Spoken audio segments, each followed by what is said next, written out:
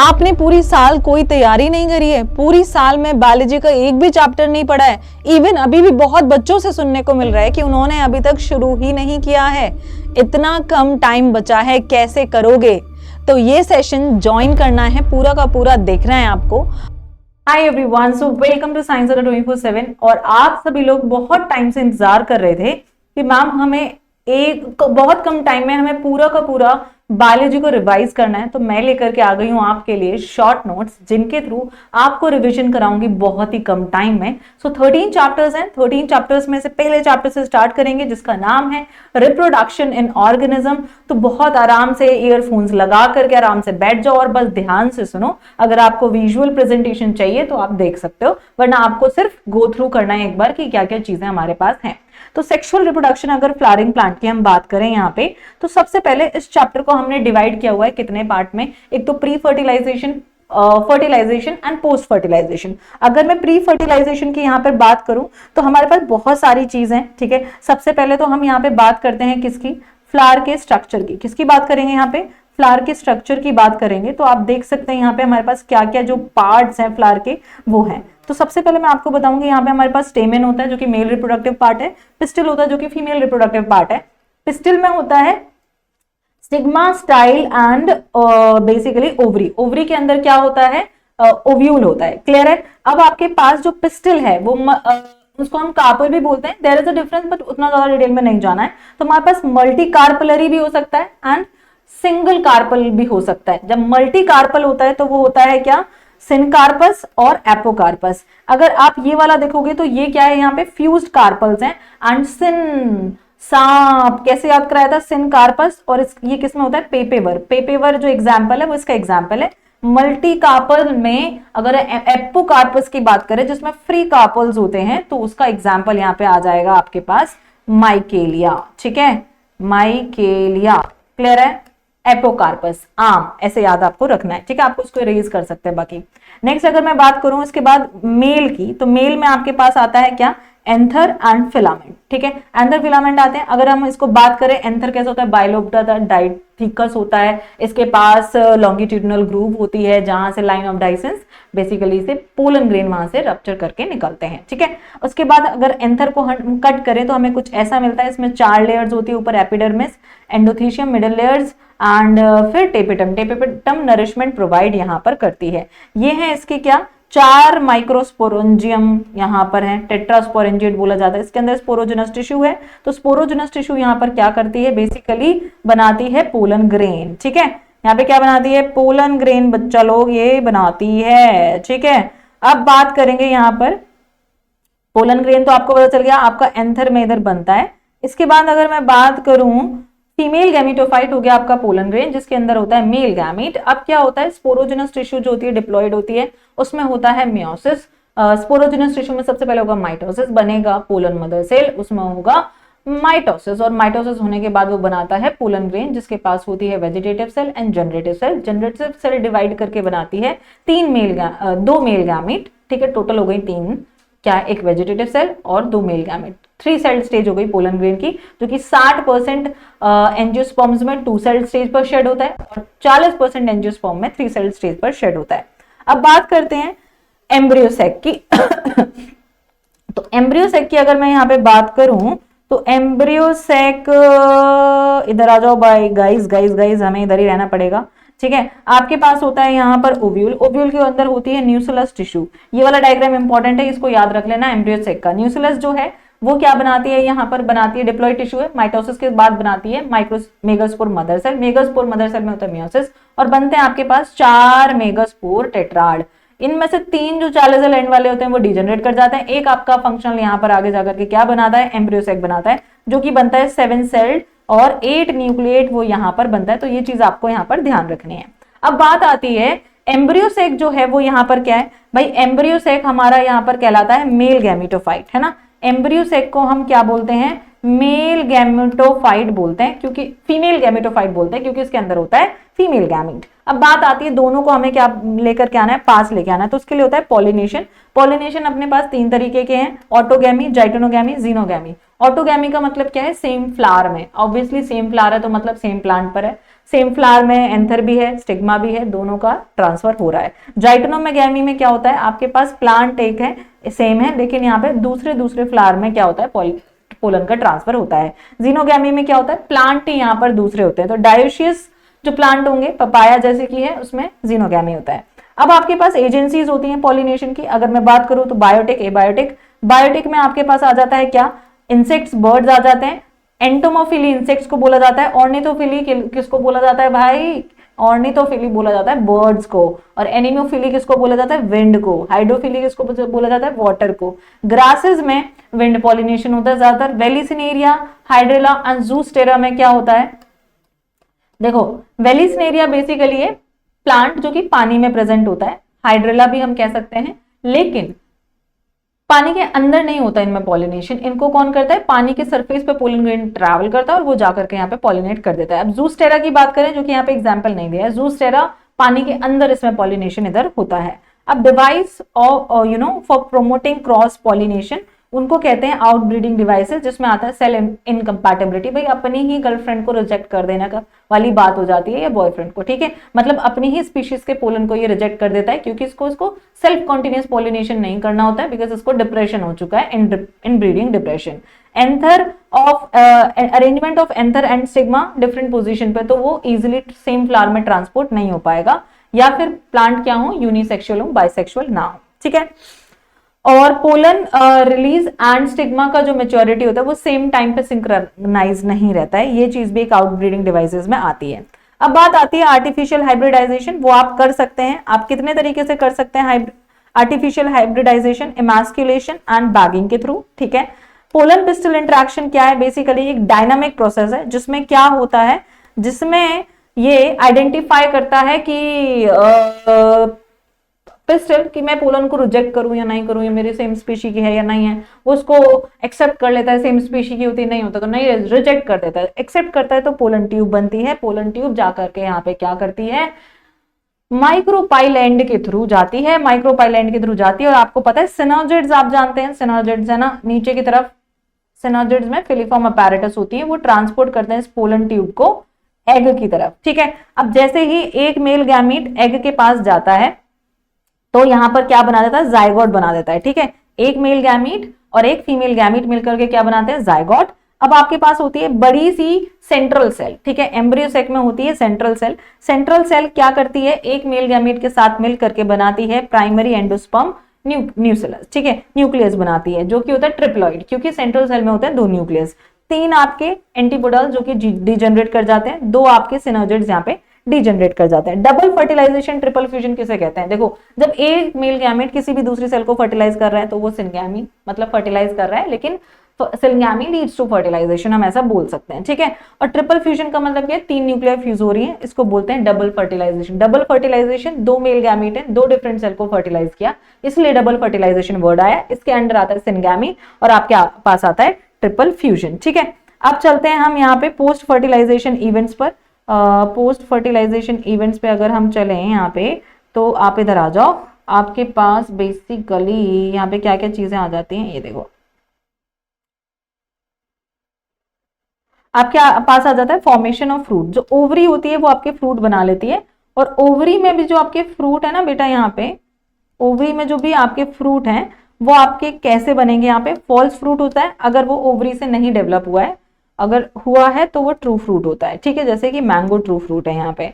इसके बाद आपके पास पार्थेनोकार्पी होता है, that is formation of fruit without fertilization. Polyembryony होती है जिसमें न्यूक्लियस सेल एम्ब्रियो के अंदर चली जाती है और मल्टीपल एम्ब्रियोज यहाँ पर बना देती है। देन आता है production of seed without fertilization. Apomictic seed होते हैं, ये डिप्लॉइड ही रहते हैं, डिप्लॉइड सेल से ही बनते हैं, जेनेटिकली आइडेंटिकल यहाँ पर होते हैं। सीड डिस्पोजल बहुत इंपॉर्टेंट है, बिकॉज ये इंपॉर्टेंट इसलिए है कि दूसरी जगह पर प्लांट जाकर के इसी वजह से यहाँ पर होते हैं, ठीक है। नेक्स्ट हम चलते हैं यहाँ पे, डेवलपमेंट ऑफ एंडोस्पर्म होता है। एंडोस्पर्म जो आपका प्राइमरी एंडोस्पर्म बना है ना, पीईसी, ये जो ट्रिप्लॉइड यहाँ पर बना है इसका क्या होने वाला है भाई, इसका यहाँ पर क्या होगा, बेसिकली ये क्या करेगा, बनते हुए जायगोट को न्यूट्रिशन प्रोवाइड करेगा। न्यूट्रिशन प्रोवाइड ये यहाँ पर करेगा तो कुछ में तो ये पूरा कंज्यूम हो जाता है एंडोस्पर्म, ठीक है। उसको हम बोलते हैं क्या कि पी एंड ग्राउंडनट, पबजी, वैसे तो पी बीन ग्राउंडनट बोला जाता है, ठीक है। एंड कुछ में ये रहता है जैसे कि कैस्टर, कोकोनट, व्हीट, मेज, बार्ले, इनमें ये परसिस्ट करता है। आपके पास एक और तरीके के होते हैं बेटा, पेरिस्पर्मिक सीड। पेरिस्पर्मिक सीड क्या होते हैं, जो कि जिनमें परसिस्टेंट न्यूक्लियस होता है, जैसे कि आपके पास बीट रूट हो गया और आपके पास ब्लैक पेपर हो गया, ठीक है। ये एग्जांपल्स आपके पास यहाँ पर हो गए। अब हम चलते हैं इधर, आपके पास दो तरीके के सीड होते हैं, एक तो होता है डाइकॉट सीड, एक होता है मोनोकॉट सीड, ठीक है। डाइकॉट में बहुत ज्यादा कुछ है नहीं, ये होता है प्लम्यूल जो कि शूट सिस्टम देता है, ये दो कॉटिलेडन है इसलिए इसको डाइकॉट बोलते हैं। हाइपोकोटाइल रीजन, जो कि ये लाइन खींचे, ये क्या होता है, बेसिकली लेवल ऑफ कॉटिलेडन, इससे नीचे वाले को हम क्या बोलते हैं, हाइपोकोटाइल, और इससे ऊपर वाले रीजन को बोला जाता है एपिकोटाइल। रेडिकल क्या कहते हैं, रूट कैप को यहाँ पर जन्म देता है, कह सकते हैं रूट कैप नहीं, रूट सिस्टम, ठीक है बेटा। आगे बस समझ। अब देखो स्क्यूटुलम, स्क्यूटुलम क्या है, यहाँ पर कॉटिलेडन है। कैसा कॉटिलेडन, डेवलप्ड कॉटिलेडन, जो कि आपको काफी सारे ग्रासेस है ना, ग्रासेस की फैमिली में हम इसे कॉटिलेडन बोलते हैं। मुझे एक चीज और बतानी थी बेटा, यहाँ पे एग्जाम्पल याद रख लो यार, इधर एग्जाम्पल, इधर आओ फटाफट, इधर आओ, हम कलर चेंज कर लेते हैं, इधर आओ। एपोमिक्सिस ना, बहुत सारी एस्टीरेसी है ना, एस्टीरेसी सनफ्लावर वाली फैमिली और ग्रासेस की फैमिली में हमें एपोमिक्सिस देखने को मिलता है, जो कि मिमिक्री करता है सेक्सुअल रिप्रोडक्शन की। पॉली एम्ब्रियोनी आपको बहुत सारे सिट्रस फ्रूट में यहाँ पर देखने को मिलेगी। पार्थिनोकार्पी आपको बनाना में देखने को मिलेगी। एग्जाम्पल्स इंपॉर्टेंट थे, मैंने आपको पढ़ा दिए हैं, ठीक है।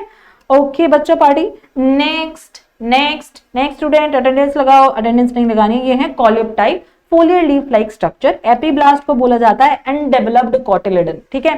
फिर रेडिकल है, रूट कैप है, आरआर, मूवी का नाम है आरआरआर, आपको याद रखना है RRC, that is radical root cap. Root cap देखो रेडिकल के नीचे ही रहती है, इतना तो ध्यान रखना। इसको बोलते हैं कॉलियोराइजा। आप कैसे याद रखोगे, ये कॉलियोप्टाइल है, प्लम्यूल के पास कॉलियोप्टाइल वाला चीज रहता है, और राइजा आर आ रहा है ना कॉलियोराइजा में, तो ये रूट के पास वाला है, ठीक है।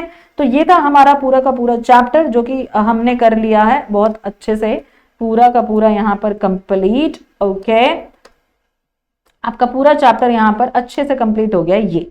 अब हम चलते हैं नेक्स्ट चैप्टर के ऊपर, और नेक्स्ट चैप्टर है आपका ह्यूमन रिप्रोडक्शन। इस डक्शन को पढ़ते हैं। ह्यूमन रिप्रोडक्शन में सबसे पहला पार्ट है आपका मेल रिप्रोडक्टिव सिस्टम। चलो भाई आ जाओ आ जाओ आ जाओ, इधर सारे के सारे इधर आ जाओ, ठीक है। मेल रिप्रोडक्शन के पास आते हैं, ठीक है। मेल रिप्रोडक्शन सिस्टम को देखेंगे सबसे पहले, ये इस पे फोकस करना है, इस पे तो जो पे ही फोकस है ना। अब देखो मेल रिप्रोडक्टिव सिस्टम में यहाँ पर क्या रहता है, एक्सटर्नल जेनाइटेलिया, ठीक है, उसकी बात करनी है कि नहीं करनी है। सबसे पहले हम बात करेंगे एसेसरी डक्ट, एसेसरी ग्लैंड की। और देखो मेल रिप्रोडक्टिव सिस्टम दो पार्ट में डिवाइडेड है, प्राइमरी और सेकेंडरी। सेकेंडरी में आ जाता है आपका जो कि डायरेक्ट गैमीट नहीं बनाता है, ठीक है। अब सेकेंडरी में देख लेते हैं, रेटिटेस्टिस आती है, वास एफरेंशिया आता है, एपिडिडाइमिस आती है, वास डिफरेंस आता है। ग्लैंड्स में आपके सेमिनल वेसिकल आता है, प्रोस्टेट ग्लैंड आता है, बल्बो यूरेथ्रल। इसमें से सिर्फ ये वाली अनपेयर्ड है, बाकी दोनों पेयर्ड है, ठीक है। ये सीक्रेट करती हैं सेमिनल प्लाज्मा, जिसमें होता है फ्रक्टोज, कैल्शियम एंड एंजाइम, ठीक है। Seminal vesicle, bulbo urethral gland lubricate करती है पीनस को, ठीक है।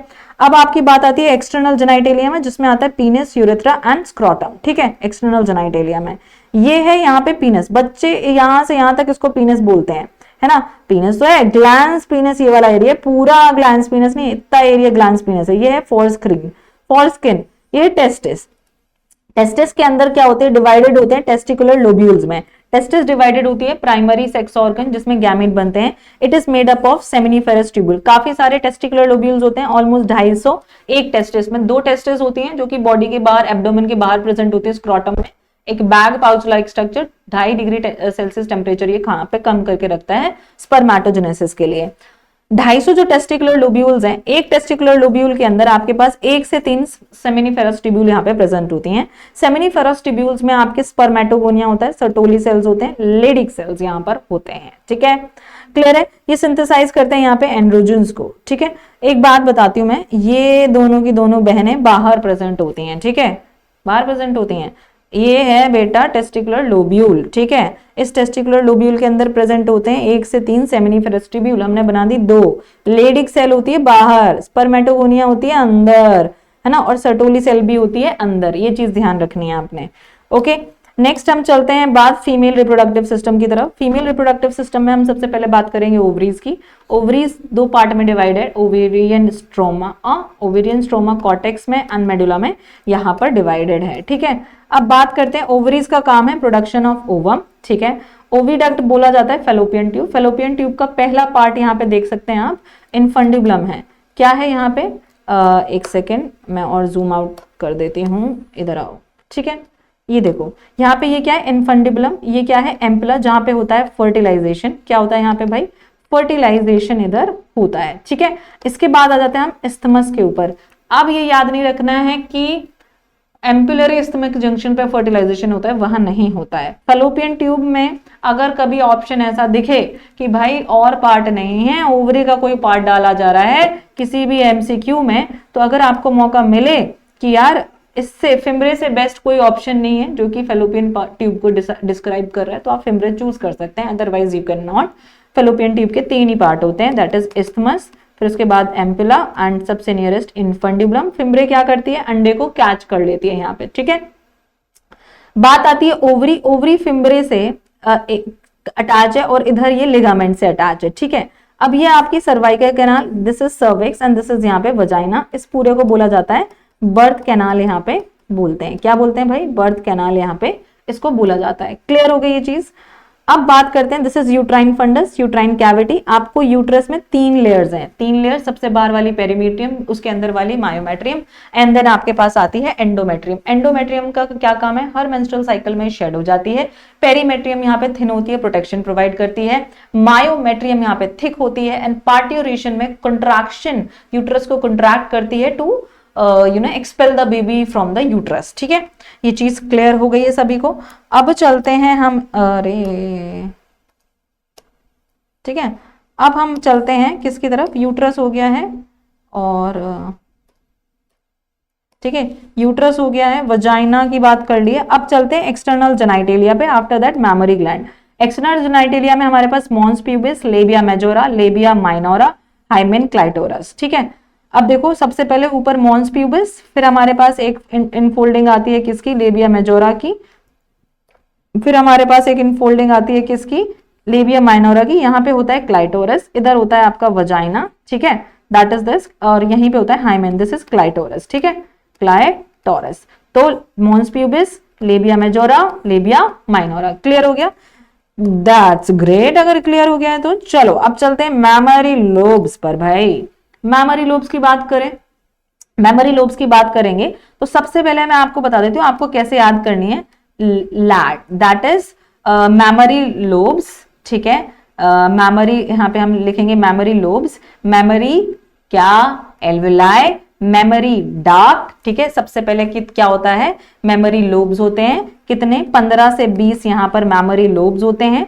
फिर वो उनके अंदर क्या होती हैं, एल्वेलाई होती हैं, फिर मेमोरी डक्ट्स बनाती हैं, फिर से वो क्या बनाती हैं, यहाँ पे एम्पिला बनाती हैं, ठीक है। फिर लेक्टिफेरस डक्ट आती है, ठीक है। मैंने ऐसे याद करवाया है, एलईडी याद रखना, memory lobes, memory alveoli, memory duct, then ampulla. Ampulla, memory ampulla बनाती है, वाइडर जंक्शन होता है, देन आपके क्या बनते हैं यहाँ पे, लेक्टिफेरस डक्ट, ठीक है। क्लियर, ये याद रख लीजिएगा। ये क्या होते हैं, पेयर्ड रहते हैं, ठीक है, पेयर्ड रहते हैं। मेल में ये नॉन फंक्शनल होते हैं, ठीक है। अब बात करते हैं मेमोरी डक्ट, लेक्टिफेरस डक्ट, ठीक है। लेक्टिफेरस डक्ट ये basically production of milk toward the end of the pregnancy ही ये काम करता है। अब हम चलते हैं नेक्स्ट टॉपिक के ऊपर, दैट इज गैमेटोजेनेसिस, जो कि हमें दोनों में पढ़ना है। गैमेटोजेनेसिस की बात करें तो यहाँ पे जो हार्मोन्स इन्वॉल्व होते हैं वो ये हैं। चलो इनकी बात छोड़ दो अभी, ठीक है। अब यहाँ पे आते हैं मेल गैमेटोजेनेसिस पे, क्योंकि ये इंपॉर्टेंट है, हार्मोन्स का रोल मैं यहीं पे बता दूंगी, ठीक है। जैसे ही प्यूबर्टी होती है, जो आपका हाइपोथैलेमस होता है वहां से निकलता है जीएनआरएच। जीएनआरएच क्या करता है, आपके एंटीरियर पिट्यूटरी को बोलता है रिलीज करो आप अपने गोनाडोट्रोपिन हार्मोन, एफएसएच, एलएच, है ना, luteinizing hormone, follicle stimulating hormone. Luteinizing hormone Leydig cell या इंटरस्टिशियल सेल्स पर एक्ट करता है और टेस्टोस्टेरोन रिलीज कराता है, ठीक है बेटा। और एफएसएच आपका एक्ट करता है सर्टोली सेल्स के ऊपर। सर्टोली सेल्स क्या करती है, स्पर्मेटोजेनेसिस में हेल्प करती है, न्यूट्रिशन प्रोवाइड करती है, प्लस सम फैक्टर रिलीज करती है। जब भी स्पर्मेटिड उससे अटैच होता है ना, ये वाला पोर्शन, तो स्पर्मेटिड को रिलीज कराती है, स्पर्मेटोजोआ बन जाता है। सेमिनिफेरस ट्यूब्यूल में से वो बाहर आ जाता है, वहीं तो बन रहा है, वहीं तो स्पर्मेटोगोनिया है। ठीक है, सबसे पहले स्पर्मेटोगोनिया जो कि है डिप्लॉइड, इसमें होगा माइटोसिस, बनेंगे प्राइमरी स्पर्मेटोसाइट्स, ये भी दीदी डिप्लॉइड ही है। ठीक है, ये भैया जी डिप्लॉइड है। इनमें होगा पहला मियोटिक डिवीजन, बनेंगे सेकेंडरी स्पर्मेटोसाइट्स हेप्लॉइड, फिर बनेंगे स्पर्मेटिड्स अगेन हेप्लॉइड, और ये बनाएंगे स्पर्मेटोजोआ। अब मैं आपको बात बताती हूँ, स्पर्मेटोगोनिया से, ठीक है, स्पर्म बनना क्या कहलाता है, स्पर्मेटोजेनेसिस कहलाता है। क्लियर है, इरेज कर दूं भाई, क्लियर है तो ठीक है। अब ओके ठीक है, अब एक चीज और पूछ रही हूँ, ध्यान से सुनना। एक चीज और ये पूछ रही हूं कि स्पर्मेटिड से स्पर्मेटोजोआ बनना क्या कहलाता है, ये याद रखो। ये क्या कहलाता है, स्पर्मिएशन या स्पर्मियोजेनेसिस, स्पर्मियोजेनेसिस बोलते हैं इसको। ठीक है, और जब ये स्पर्मेटोजोआ, या फिर मैं इसको बोल सकती हूँ क्या, एक सेकेंड बेटा, या फिर मैं इसको बोल सकती हूँ, स्पर्मेटोजोआ को मैं स्पर्म भी बोल सकती हूँ। ठीक है, जब स्पर्म सर्टोली सेल से अटैच रहता है, ये इसका रिमूवल जो होता है सेमिनिफेरस ट्यूब्यूल में, इसको बोला जाता है स्पर्मिएशन। ये चीजें ध्यान रख लेना। अब चलते हैं क्या, oogenesis के ऊपर। oogenesis और स्पर्मेटोजेनेसिस क्वाइट डिफरेंट है मेल एंड फीमेल में। ठीक है, okay, how it is different, कहां पे।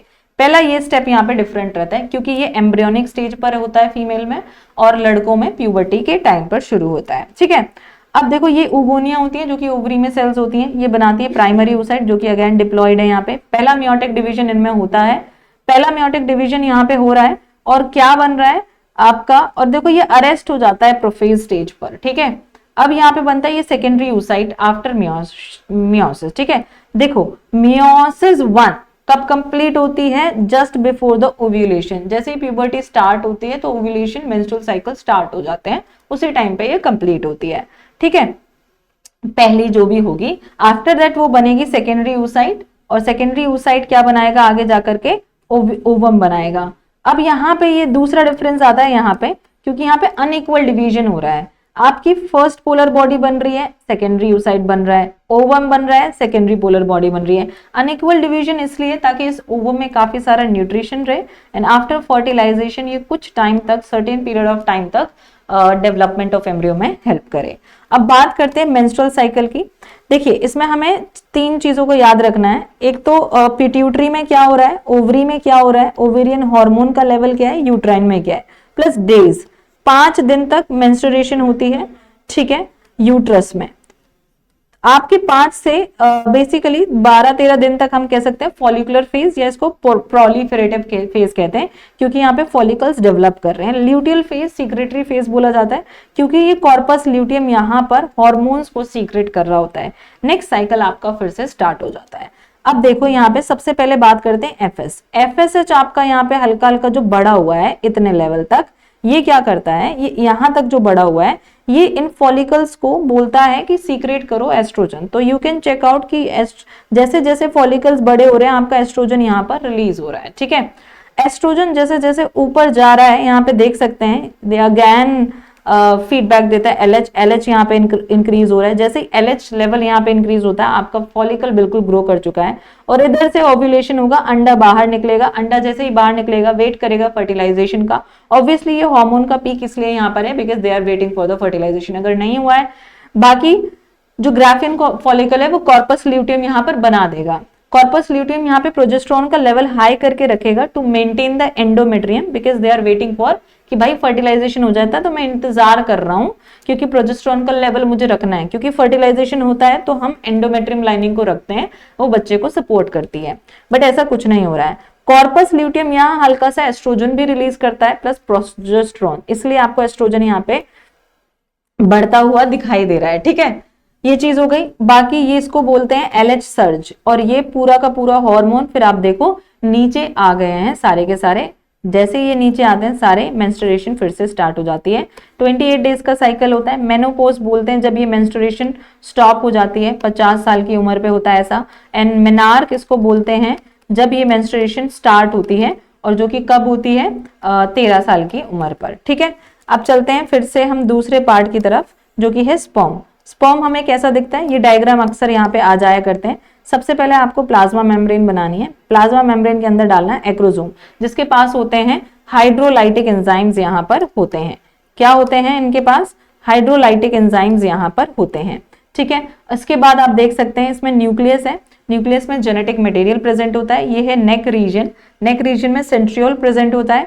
मिडिल पीस आप देख सकते हैं, इस पूरे को मिडिल पीस बोल रहे हैं। इसके अंदर है माइटोकॉन्ड्रिया जो कि एनर्जी प्रोवाइड करता है। एंड टेल यहाँ पर मोटिलिटी में यहाँ पर हेल्प करता है। ठीक है, किसमें हेल्प करता है, मोटिलिटी में। क्लियर हो गई ये चीजें।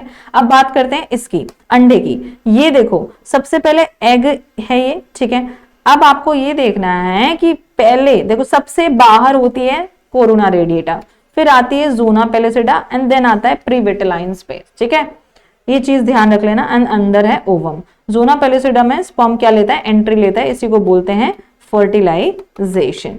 और जोना पेलिसिडा को ब्रेक करने में कौन हेल्प करता है, हाइड्रोलाइटिक एंजाइम्स यहाँ पर हेल्प करते हैं। ठीक है, अब बात करेंगे यहाँ पे फर्टिलाइजेशन की। फर्टिलाइजेशन की बात करते हैं। Fusion between sperm and ova is known as fertilization. Fusion between sperm and ova is known as fertilisation.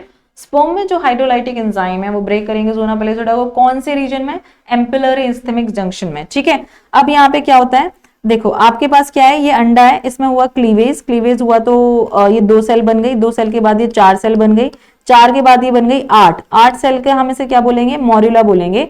और जैसे ये 16 से 32 सेल का होगा तो हम इसको बोले, ये क्या करेगा, 16 से 32 सेल में कुछ सेल बाहर की तरफ अरेंज हो जाएंगी, जो ये सेल्स इनको बोल रहे हैं ब्लास्टोमियर, और ये बना लेंगे ट्रोफोब्लास्ट।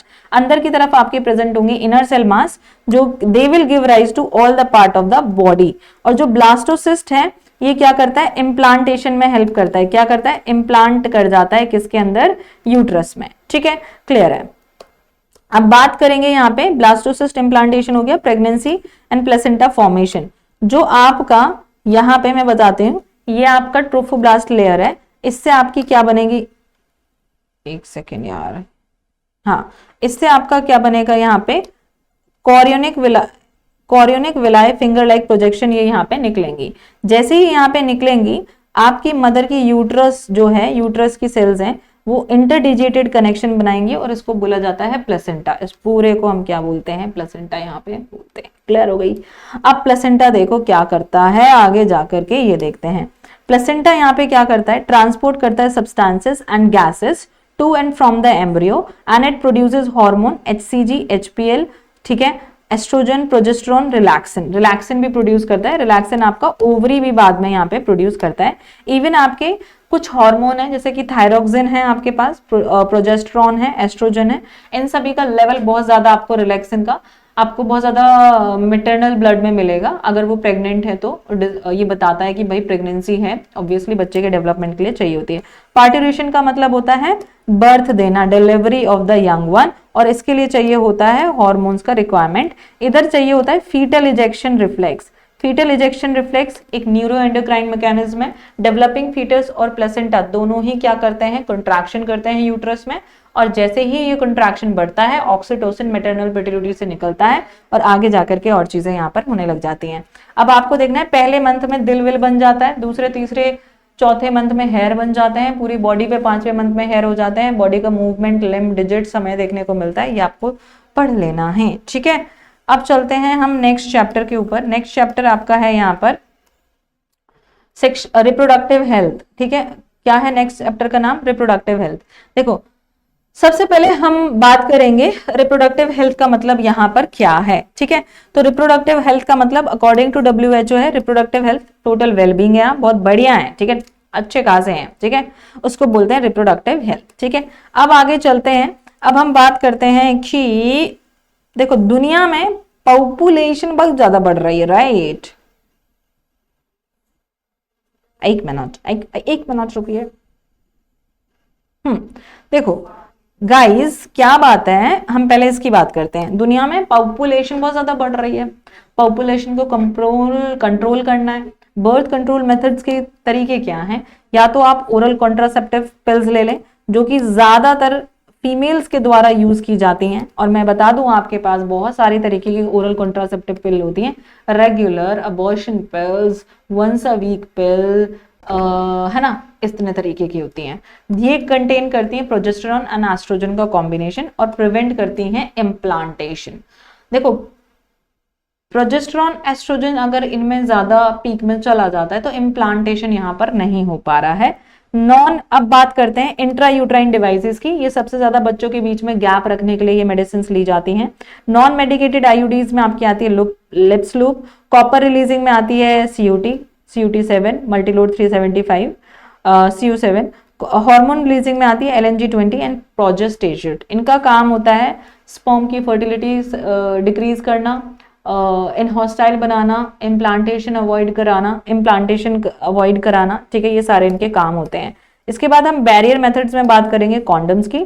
यहाँ पे यूज किए जाते हैं condoms, diaphragm, cervical vaults and caps, ठीक है। स्पर्मिसाइडल क्रीम्स एंड जेलीज इनकी एफिशिएंसी बढ़ा देती हैं और ये काफी यूज अच्छे हैं, इनके साइड इफेक्ट्स कुछ भी नहीं है यहाँ पे, ठीक है।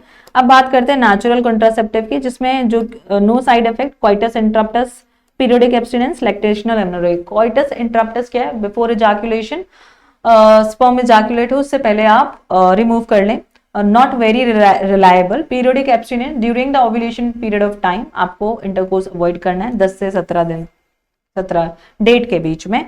Lactational amenorrhoea, intercourse is avoided at the ovulation period, can not be exactly predicted. वैसे तो एग्जैक्टली प्रेडिक्टेड नहीं किया जाता है, बट कहा जाता है कि आफ्टर डिलीवरी जो पार्टिलेशन पीरियड है उस टाइम पर इट्स वेरी सेफ, ठीक है, ज्यादा दिक्कत नहीं आती है। सर्जिकल मेल्स में होता है वेसेक्टोमी, वास्ट डिफरेंस को कट किया करके बांध दिया जाता है, स्पर्म का पैसेज ब्लॉक किया जाता है, बट स्पर्माटोजेनेसिस स्टॉप नहीं हुआ है। ट्यूबेक्टोमी जो कि फीमेल्स में किया जाता है, फीमेल ट्यूब जो होती है इधर हम उसको क्या करते हैं यहाँ पे टाई कर देते हैं, ठीक है। इसके बाद आते हैं MTP। MTP क्या है?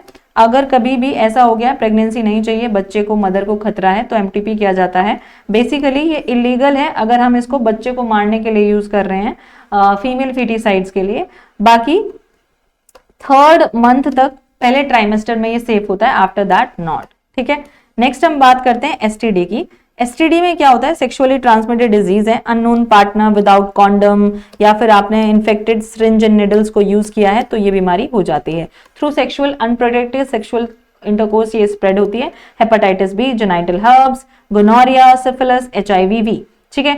Hepatitis, AIDS and genital herpes को ट्रीट करना पॉसिबल नहीं है, बाकी सबको ट्रीट कर सकते हैं।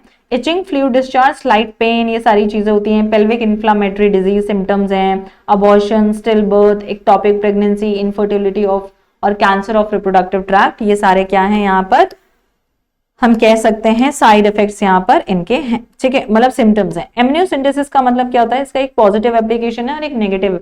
पॉजिटिव क्या है? मेटाबॉलिक डिसऑर्डर्स या फिर जेनाइटल डिसऑर्डर्स को पता लगाने के लिए यूज किया जाता है। नेगेटिव एप्लीकेशन कब किया जाता है? अगर हमें फीमेल्स को पता लगा करके उनको मारना है तो, ठीक है। अब हम चलते हैं लास्ट में, जो कि है असिस्टेड रिप्रोडक्टिव टेक्नोलॉजीज। ये देखो ZIFT आपकी इनवाइट्रो की जाती है, इंट्रासाइटोप्लाज्मिक स्पर्म इंजेक्शन, ये भी इनवाइट्रो किया जाता है। इंट्रा यूट्राइन ट्रांसफर, ये भी बाहर से ही हो रहा है। गैमीट इंट्राफेलोपियन ट्रांसफर, ये क्या हो रहा है? अंदर हो रहा है, बॉडी के अंदर हो रहा है। आर्टिफिशियल इंसेमिनेशन भी इन वीवो ही हो रहा है, ठीक है। इनकी फुल फॉर्म्स आपको ध्यान यहाँ पर रखनी है। चलते हैं next number, chapter number that is pedigree वाला चैप्टर है। देखो आपको सबसे पहले इस चैप्टर में जो चीजें यहाँ पर करनी है वो है ज्रीजर मेंडल के बारे में सबसे पहले हमें पढ़ना है, ठीक है। मेंडल यहाँ पे था, आपको सबसे पहले डाइहाइब्रिड क्रॉस को पढ़ना है, ठीक है। मेंडल के यहाँ पर 2 लॉज हैं बेसिकली। उसने एक एक्सपेरिमेंट किया था जिसमें उसने 7 कैरेक्टर्स लिए थे, ठीक है, और 7 कैरेक्टर्स हैं तो 14 यहाँ पे ट्रेड्स हो गए। इनको याद करना बहुत जरूरी है, ठीक है। अब जब इसने ये एक्सपेरिमेंट किया तो एक्सपेरिमेंट इसने किया मोनोहाइब्रिड क्रॉस, ठीक है, और डाइहाइब्रिड क्रॉस। मोनोहाइब्रिड क्रॉस में इसने एक कैरेक्टर लिया था जिसके 2 कंट्रास्टिंग ट्रेड थे। डाइहाइब्रिड क्रॉस में इसने 2 कैरेक्टर लिए थे जिसके 4 कंट्रास्टिंग ट्रेड्स थे। बात आती है डाइहाइब्रिड क्रॉस की। इसका फिनोटिपिक रेशियो होता है 9:3:3:1। मोनोहाइब्रिड का होता है phenotypic ratio 3:1, genotypic ratio 1:2:1। Law of dominance जो आया है वो आया है मोनोहाइब्रिड क्रॉस पे। लॉ ऑफ सेग्रीगेशन भी, लॉ ऑफ डोमिनेंस कहता है इन heterozygous condition only one member of pair express करता है, लेकिन सेकेंड जनरेशन में दोनों ट्रेड्स हमें देखने को मिलते हैं, लेकिन हेट्रोजाइगस में एक ही डोमिनेट होता है ओवर द अदर्स। जीन क्या है? Functional unit of DNA. Gene के दो कंट्रास्टिंग फॉर्म्स होते हैं जिसको हम बोलते हैं अलील्स। अलील्स हमारा एक डोमिनेंट हो सकता है, एक रिसेसिव हो सकता है। होमोजाइगस क्या है? जिसमें सेम टाइप ऑफ अलील है। हेट्रोजाइगस क्या है? जिसमें डिफरेंट टाइप ऑफ अलील है। डोमिनेंट अलील जो दूसरे वाले को दबा दे, ठीक है, जैसे कि हेट्रोजाइगस में कैपिटल टी स्मॉल टी है तो वो दबा देगा उसको, ठीक है। लॉ ऑफ सेग्रीगेशन क्या होता है? ड्यूरिंग द गैमीट फॉर्मेशन जो फैक्टर है जीन, उसके जो पेयर है अलील्स, वो इंडिपेंडेंटली सेग्रीगेट करते हैं, ठीक है। नेक्स्ट आपके पास आ जाता है यहाँ पर लॉ ऑफ इंडिपेंडेंट असॉर्टमेंट। जब कहता है जब दो पेयर ऑफ ट्रेड सेग्रीगेट करते हैं, one pair of characteristic is independent of the other pair. मान लो स्मॉल ए कह रहा है मैं इस वाले गैमीट में जाऊंगा, तो स्मॉल बी कहता है मैं भी इधर ही जाऊंगा। ऐसा नहीं होता है। ऐसा भी नहीं है कि जिस तरफ कैपिटल बी जा रहा है उस तरफ स्मॉल ए आएगा, क्योंकि आपने दो कैरेक्टर्स लिए हैं ना, तो दो अलील्स हो गए कंट्रास्टिंग और चार टोटल अलील्स हो गए यहाँ पे। Capital A small a, capital B small b, for let's say, ठीक है। तो कोई भी कहीं भी जा सकता है, कैपिटल ए कैपिटल बी भी जा सकता है, कैपिटल ए स्मॉल बी भी जा सकता है, कैपिटल बी स्मॉल ए भी जा सकता है, और स्मॉल ए स्मॉल बी भी जा सकता है गैमीट बनाने में, ठीक है। अब बात करेंगे नॉन मेंडेलियन इनहेरिटेंस, जिसमें हम बात करते हैं इनकम्प्लीट डोमिनेंस की। Antirrhinum measures mirabilis जलापा। यहाँ पे देखिए कहानी क्या होती है, ये देखिए मोनोहाइब्रिड एंड डाइहाइब्रिड क्रॉस को आपको कर लेना है। यहाँ पे गैमेट बनता है आर आर, और यहाँ पे ये देखो बनता है pink, because capital R is not completely dominant over small r. Clear है। नेक्स्ट आपका इसका रेशियो होता है, इसमें phenotypic ratio and genotypic ratio एकदम बराबर रहता है, दैट इज 1:2:1, 1:2:1, ठीक है। अब चलते हैं कोडोमिनेंस की बात, जहां पर एबीओ ब्लड ग्रुप में आपके पास तीन अलील्स होते हैं, I A, I B and I small I. जब भी आई ए प्लस आई बी रहता है तो ये दोनों कंप्लीटली डोमिनेट करते हैं एक दूसरे को, और आपका ब्लड ग्रुप आ जाता है यहाँ पर ए बी, ठीक है। उसके बाद हमारे पास आता है क्या? Multiple alleles. एक हमारे पास क्या होता है? एबीओ ब्लड ग्रुप होता है और इसके मल्टीपल अलील्स होते हैं, that is capital I A, I B and small i, ठीक है। फिर हमारे पास बात है प्लियोट्रॉपी की। प्लियोट्रॉपी क्या है? Ability of a gene to have multiple phenotypic effect as it influences a number of character simultaneously. मतलब प्लियोट्रॉपी, प्लियो मींस बेटा मेनी, इफेक्ट्स, जैसे कि फिनाइल कीटोनूरिया में एक जीन जो फिनाइल एलानाइन हाइड्रोक्सिलेज के लिए कोड करता है वो बेचारा नहीं कर रहा है, तो उसके हेयर फॉल हो रहा है, स्किन पिगमेंटेशन हो रहा है, मेंटल रिटार्डेशन हो रहा है, यूरिन में से बहुत सारा यूरिया निकल रहा है, इतने सारे सिम्टम्स, प्लियोट्रॉपी, ठीक है। अब बात करते हैं क्रोमोसोमल थ्योरी ऑफ इनहेरिटेंस की। पॉलीजेनिक इनहेरिटेंस भी समझ लेना, ह्यूमन स्किन कलर एक एग्जांपल है पॉलीजेनिक इनहेरिटेंस का। इसमें बेसिकली क्या हो रहा है कि ह्यूमन का जो स्किन कलर है ना, वो दो जीन से या एक जीन से कंट्रोल नहीं किया जा रहा, मोर देन वन से कंट्रोल किया जाता है, ठीक है। That is polygenic, many genes, okay. चले आगे चलते हैं बेटा। अब बात करते हैं क्रोमोसोमल थ्योरी ऑफ इनहेरिटेंस की। क्रोमोसोमल थ्योरी ऑफ इनहेरिटेंस की अगर मैं बात करूं तो यहाँ पर Walter and Sutton, Theodore Boveri आए थे 1902 में। इन्होंने थॉमस हंट मॉर्गन की क्रोमोसोमल थ्योरी दी थी। बेसिकली क्रोमोसोमल थ्योरी ये कहती है क्रोमोसोम की डिस्कवरी के बाद कि जो जीन का बिहेवियर और क्रोमोसोम का बिहेवियर है सेम ही है। ड्रोसोफिला मेलानोगास्टर के थ्रू ये एक्सपेरिमेंट को प्रूव किया गया। वहां पे लिंकेज के बारे में बताया गया कि अगर लिंकेज ज्यादा है तो रिकॉम्बिनेशन कम होगा, क्योंकि लिंकेज कब ज्यादा होती है? जब दो जीन के बीच में डिस्टेंस कम होता है। लिंकेज कम कब होती है? जब दो जीन के बीच में डिस्टेंस ज्यादा होता है, और ज्यादा होता है तो रिकॉम्बिनेशन भी ज्यादा होता है, ये ध्यान रख लेना, ठीक है। It is stated that chromosome are immortal. Two identical chromosomes are form a homologous pair. Segregate at the time of gamete formation. Independent pairs segregate independently of each other. And chromosomes में क्या हो सकता है? Mutation हो सकता है। Sex determination एक another topic है यहाँ पे जो कि important है बेटा पार्टी। जैसे कि सबसे पहले Z वाला फीमेल हेट्रोगैमेटी बोलते हैं, W for wings, W for birds, ठीक है। birds में हमें ये देखने को मिलेगा। मेल कैसे होते हैं? यहाँ पे ऐसे होते हैं, फीमेल यहाँ पर ऐसी होती है। एक्सो डिटर्मिनेशन, ओ का मतलब होता है नो क्रोमोसोम, मतलब एक क्रोमोसोम कम होता है मेल में, ये होता है मेल हेट्रोगैमेटी। एक्सो होता है मेल में और एक्स एक्स होता है फीमेल में, जो कि ह्यूमन बींग्स में होता है। X X X Y, again this is male वाला, ठीक है पार्ट। अभी और भी है वैसे तो इसमें एग्जाम्पल, बट ठीक है एनसीईआरटी में इतना कर लो। पॉइंट म्यूटेशन क्या होता है? Change in single base pair of DNA, that is sickle cell anaemia में ऐसा होता है।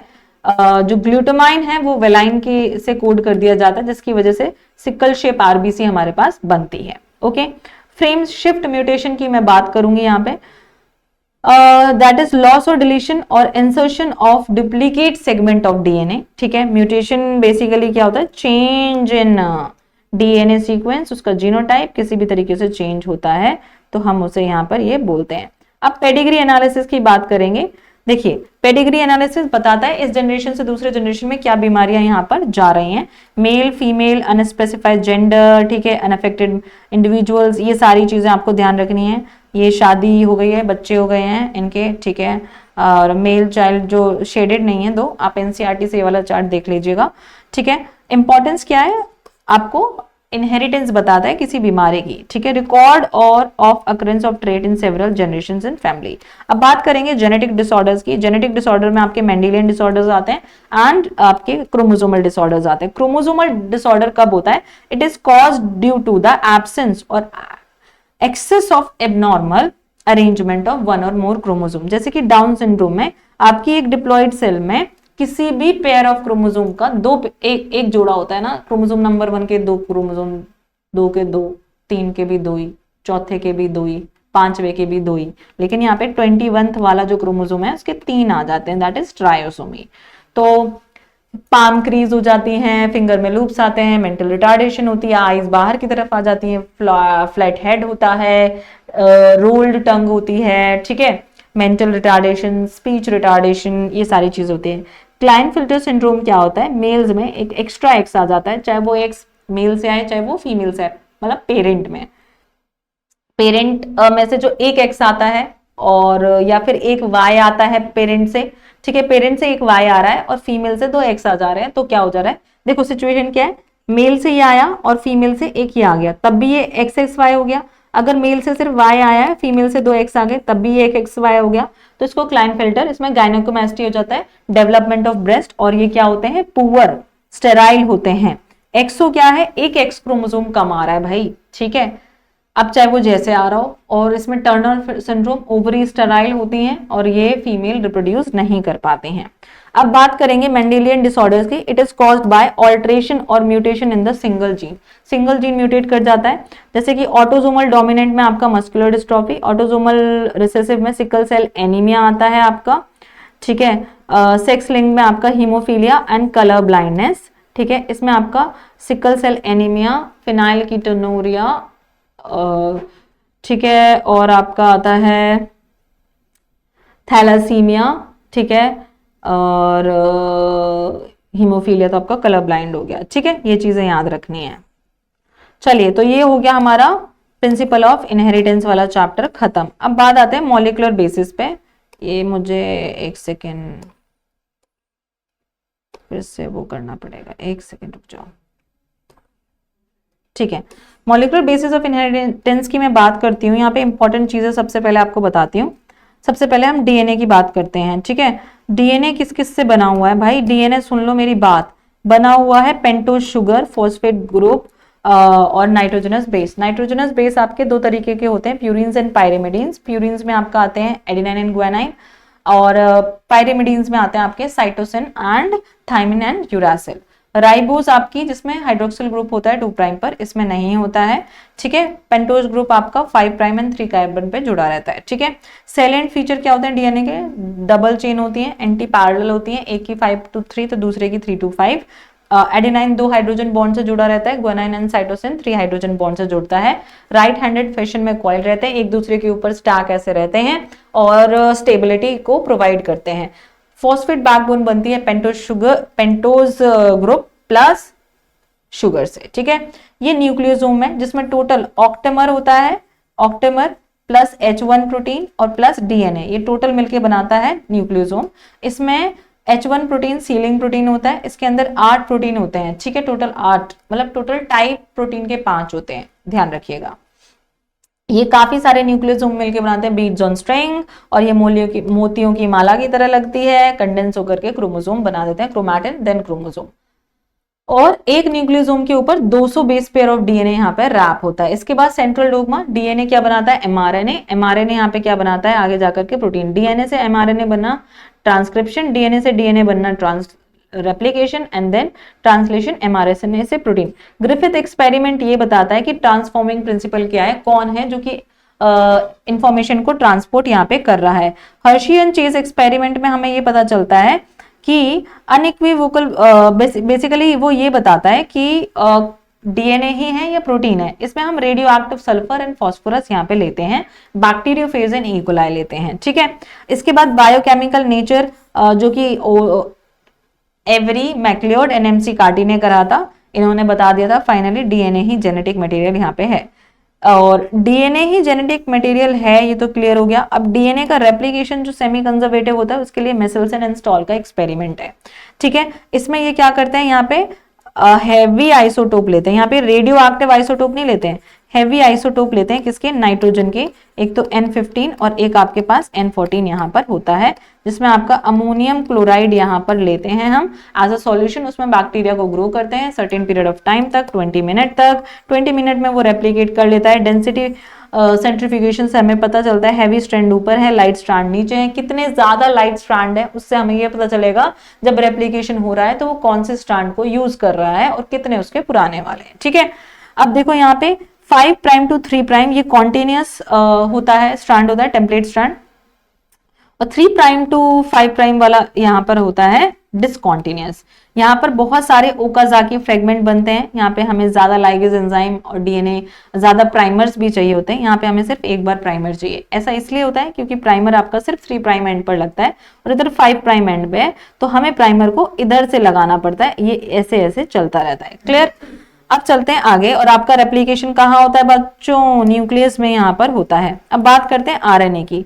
आरएनए आपके यहाँ पर काफी सारे तरीके के हैं, आपको देख सकते हैं mRNA, rRNA, tRNA. MRNA protein synthesis में हेल्प करता है, आरएनए एक्ट करता है structural and catalytic role during the translation. TRNA क्या है, ट्रांसफर आरएनए, सॉल्युबल आरएनए भी इसको बोला जाता है, brings amino acid from the cytoplasm and read the mRNA and form the protein chain, ठीक है। अब ट्रांसक्रिप्शन की बात यहाँ पे कर लेते हैं। ट्रांसक्रिप्शन में क्या होता है, डीएनए से बनता है आरएनए, ठीक है, डीएनए से बनता है आरएनए। डेफिनेशन क्या है, process of copying genetic information from one strand of DNA and then formation of RNA. यहाँ पे आपके पास promoter, structural gene and terminator. Structural gene exactly यहाँ पे एमआरएनए बनाता है, प्रोमोटर आपका 5 प्राइम टू 3 प्राइम का जो स्ट्रैंड है उसके अपस्ट्रीम में प्रेजेंट होता है और टर्मिनेटर डाउनस्ट्रीम में, ठीक है। अब बात करते हैं यूकैरियोट्स की। प्रोकैरियोट्स में देखो क्या होता है, बेसिकली प्रोकैरियोट्स की अगर मैं बात करूं तो, अरे यार क्या हो गया, प्रोकैरियोट्स में देखो क्या होता है, आपको स्टार्टिंग के लिए यहाँ पे चाहिए होता है आरएनए पॉलीमरेज, जिसको चाहिए होता है स्टार्टिंग में सिग्मा फैक्टर इनिशिएट करने के लिए, और टर्मिनेटर को जैसे ही पता चलता है आरएनए पॉलीमरेज को टर्मिनेटर आ गया है तो ये क्या करता है, सिग्मा को तो भगा देता है और रो फैक्टर को अपना लेता है। तो पहला स्टेप है initiation, elongation and then termination. Termination में रो फैक्टर यूज होता है। यूकैरियोट्स में, प्रोकैरियोट्स में ये सेम चीज होती है। पोस्ट ट्रांसक्रिप्शनल सिर्फ यूकैरियोट्स में अलग होता है, क्योंकि यूकैरियोट्स में आपके पास क्या है, इंट्रॉन्स हैं, एक्सोन्स भी हैं। इंट्रॉन्स को आपको रिमूव करना है, बट देखो न्यूक्लियस में एमआरएनए इसको साइटोप्लाज्म में लेके जा रहे हैं, तो सबसे पहले आपको कैपिंग करनी है। 5 मिथाइल ग्वानोसाइन ट्राइफॉस्फेट को आपको 5 प्राइम एंड पर यहाँ पर ऐड कर देना है, एंड उसके बाद आपको स्प्लाइसिंग करनी है, that is removal of intron non coding sequences, and आपको 200 से 300 अमीनो एसिड एडेनाइन की पॉली ए टेल 3 प्राइम पर ऐड कर देनी है, ठीक है। अब चलते हैं आगे, अब बात करेंगे ट्रांसलेशन की। ट्रांसलेशन में क्या होता है, डेफिनेटली यहाँ पे ये राइबोसोम की बिगर सब यूनिट है, ये स्मॉलर सब यूनिट है। ट्रांसक्रिप्शन में एक होता है AUG that is start codon, और आपके होते हैं 3 stop codon, UAA, UAG, UGA, ठीक है। जैसे ही यहां पर हमें दिखता है UAA, ये क्या है, स्टॉप कोडोन। स्टॉप कोडोन के लिए कोई टीआरएनए नहीं होता, स्टार्ट कोडोन के लिए टीआरएनए होता है। स्टार्ट कोडोन के लिए टीआरएनए आइडेंटिफाई करेगा AUG को, आकर के लग जाएगा और एक अमीनो एसिड 3 प्राइम एंड पर लगा करके लेकर आएगा। दूसरा राइबोसोम आगे की तरफ चलेंगे, टीआरएनए दूसरा आएगा एंटीकोडोन वाला, ठीक है, एंटीकोडोन ये है यहाँ पर, एंटीकोडोन रीड करेगा, वैसा यहाँ पे अमाइनो एसिड लगाएगा। फिर आपका दूसरा टीआरएनए आएगा, आगे की तरफ चलेगा, वेलाइन ये ऐड कर दिया आगे वाली इसमें, ठीक है। अब क्या होता है आगे अगर आप चलेंगे यहाँ पर तो ये देखो ये स्टॉप कोडोन है, ठीक है। अब स्टॉप कोडोन के लिए कोई टीआरएनए नहीं है, ठीक है, तो अब यहाँ पर कुछ नहीं होगा, आपकी एक पॉलीपेप्टाइड चेन बन के निकल जाएगी, प्रोटीन यहाँ पर बन चुका है। अब आगे बात करते हैं जेनेटिक कोड की। जेनेटिक कोड की डेफिनेशन क्या है, basically sequence of nucleotide nitrogenous bases in mRNA that contain information for protein synthesis. Codon triplet होता है, ये 3 का बना रहता है, अनएम्बिगुअस होता है, डिजेनरेट होता है, एक ही आपका जो बेसिकली अमाइनो एसिड है वो 2 डिफरेंट कोडोन्स द्वारा कोड किया जा रहा है, that is degenerate. Contiguous manner में हमें यूज करना होता है, यूनिवर्सल होता है यहाँ पे, ठीक है, और ये कोड कर सकता है 1 से 2 चीजों को भी, एक कोडोन, जैसे कि AUG मेथियोनाइन के लिए भी कोड करता है and it acts as a initiator codon. अब बात करते हैं जीन एक्सप्रेशन की, दैट इज लैक ओपेरॉन, ठीक है। Gene expression it's a very really important topic, ठीक है। आपका लैक ओपेरॉन क्या है, बैक्टीरिया इकोलाई के लिए। लैक्टोज क्या है, इंड्यूसर का काम करता है, तो अगर इंड्यूसर एब्सेंट है तो ये PIP एंड OZY जया किसके लिए कोड करता है, Z करता है बीटा गैलेक्सिडेज के लिए, Y परमेज के लिए एंड ये ट्रांस एसिटाइलेज के लिए A।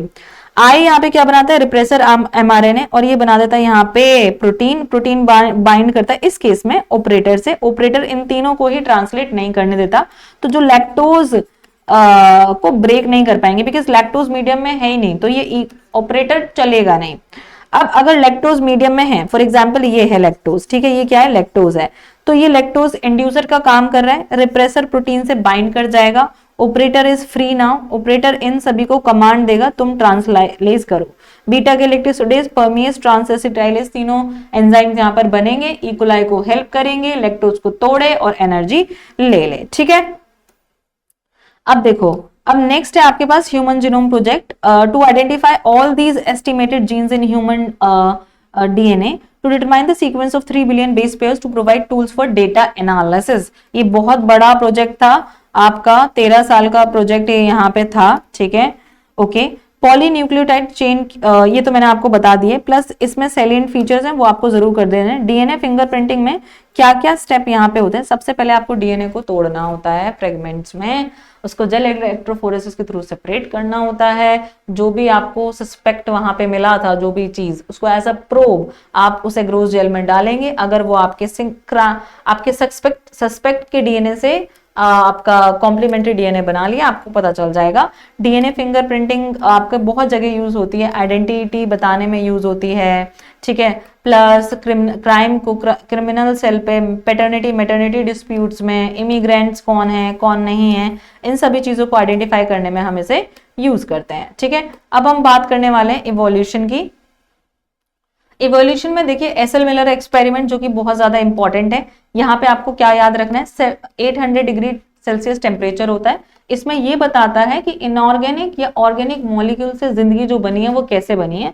तो गैसेस जो यहाँ पे होती हैं याद रखिएगा, उन सभी में यहाँ पर क्या है, CH4 होता है, मीथेन होता है, अमोनिया होता है, CH2 होता है एंड हाइड्रोजन यहाँ पर होता है, ठीक है। अब हम बात करते हैं ओरिजिन ऑफ लाइफ की, ठीक है, सबसे इंपॉर्टेंट जो है वो ये है। बायोजेनेसिस थ्योरी कहती है लाइफ जो जिंदगी से आई है प्री एग्जिस्टिंग लाइफ से यहाँ पर आई है, ठीक है। स्पॉन्टेनियस जनरेशन जो है बेसिकली ये बायोजेनेसिस के बारे में बात करता है कि नॉन लिविंग से जिंदगी आई है, ठीक है, मरा मुर्दा से जिंदगी आई है, सड़े गले टमाटरों से, मिट्टी से जिंदगी आई है, ठीक है, टमाटर से नहीं भाई। कॉस्मोजोइक या पेंसपर्मिया थ्योरी कहती है बाहर से दूर दुराज से आपके सारे स्पोर्स उड़ करके आ गए, वो जिंदगी उससे आई है। स्पेशल क्रिएशन थ्योरी कहती है living and non living thing was created by the God, वो भी सिर्फ 4000 साल पुरानी धरती है और 6 दिन में जिंदगी बन गई थी, फादर सॉरेज ऐसा बोलते हैं। केमिकल थ्योरी ऑफ इवोल्यूशन जो ये वाली है वो life originated from non living organic molecules, ठीक है। Universe originated 20 billion years ago, Earth originated 4.5 billion years ago. Dryopithecus जैसे तो 10-15 मिलियन ईयर अगो थे, ड्रायोप एंड रामा। ऑस्ट्रेलोपिथेकस छोड़ो, ह्यूमन इवोल्यूशन कर लेते बिकॉज ये इंपॉर्टेंट है।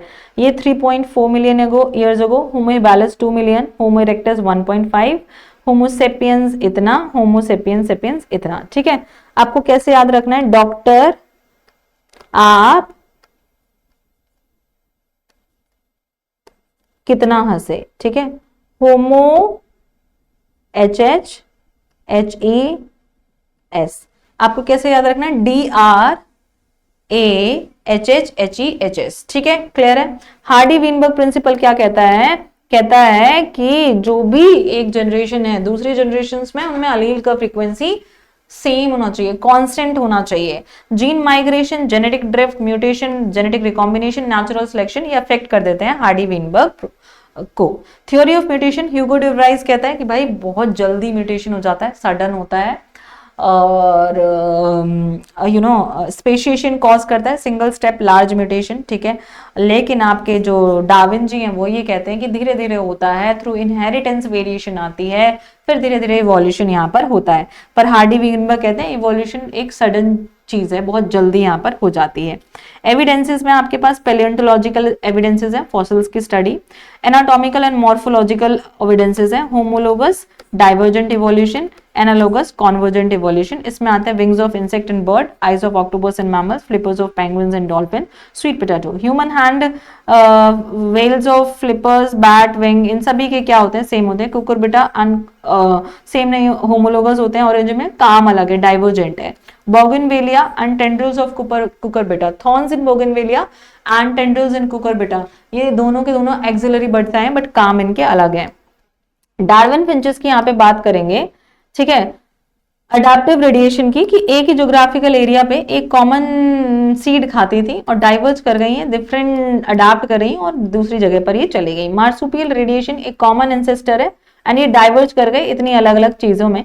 सिमिलरली एक जगह पर और इवोल्यूशन हो रहा है और वो भी डाइवर्ज कर रहे हैं डिफरेंट चीजों में। अब ये चीज जिस चीज में डाइवर्ज कर रही है, ये कॉमन चीज भी उसी सेम चीज में डाइवर्ज कर रही है, मतलब they are coming to a common point, that is adaptive radiation leads to convergent evolution. ठीक है, अब देखो biochemical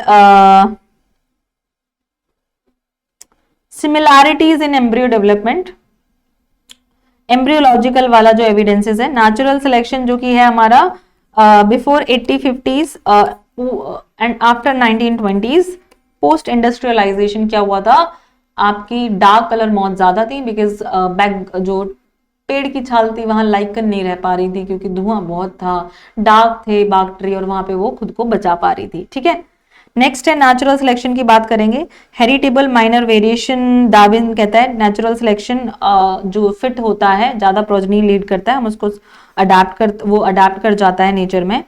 and over production by organism, limited resources होता है, struggle for existence, survival of the fittest. Darwin गए थे HMS beagle पे बैठ करके गैलापागोस आइलैंड, एल्फ्रेड वेलेस का भी सेम कंक्लूजन था, बट वो गए थे मलाय आर्चिपेलागो। ठीक है, we are done with the evolution. Now the next chapter is human health and disease. Human health and disease में सबसे पहले हम बात करेंगे इन्फेक्शियस डिजीज की। ठीक है, इन्फेक्शियस डिजीज में आपके बहुत सारी चीजें हैं। डिजीज में आपकी आ जाती हैं साल्मोनेला टाइफी जो कि टाइफाइड करता है, वायरल टेस्ट इसके लिए हम कर सकते हैं, आपके स्मॉल इंटेस्टाइन को ये टारगेट करता है।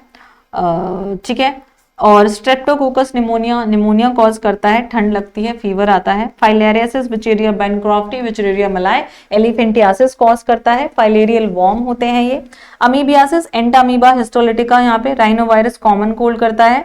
Malaria is caused bye Plasmodium, ये देखो यहाँ पे स्पोरोजोइट, जब एक मच्छर ने इसको काटा तो हेल्दी पर्सन में स्पोरोजोइट आ गया, लिवर सेल में इसने डिवाइड किया, एसेक्सुअली रिप्रोड्यूस किया हेपाटोसाइट्स में, और आपका मल्टीप्लिकेशन करके ब्लड में चला गया, ब्लड में जाकर के खूब मल्टीप्लिकेशन किया, आरबीसी सेल को बस्ट किया, हीमोजोइन रिलीज किया, हीमोजोइन से हुआ फीवर, फिर बने हैं उसमें गैमीट्स भी रेड ब्लड सेल में। गैमीट फिर से कहाँ गए, मच्छर के पेट में। कैसे गए, जब मच्छर ने हमको काटा, एक इन्फेक्टेड पर्सन को मच्छर ने काटा, कोई भी मच्छर हो सकता है, जरूरी नहीं है वो सेम मच्छर हो, तो उसके पेट में चले गए गैमीट्स, गैमीट्स जैसे ही गए अंदर हुआ फर्टिलाइजेशन, फर्टिलाइजेशन होने के बाद बनता है जायगोट, जायगोट बनने के बाद क्या होता है, उसके ऊपर बनती है सिस्ट, और फिर वो बन जाता है स्पोरोजाइट, और मच्छर के सलाइवरी ग्लैंड में वो आता है, फिर मच्छर फिर से जब दूसरे को काटता है वहां पे वो बीमारी ट्रांसफर कर देता है। अब बात करते हैं भैया जी कैंसर की बात करते हैं। कैंसर जो है भाई बहुत तगड़ा है यार। कैंसर क्या है, कैंसर जो नॉर्मल सेल होती है उनके पास एक कैपेसिटी होती है और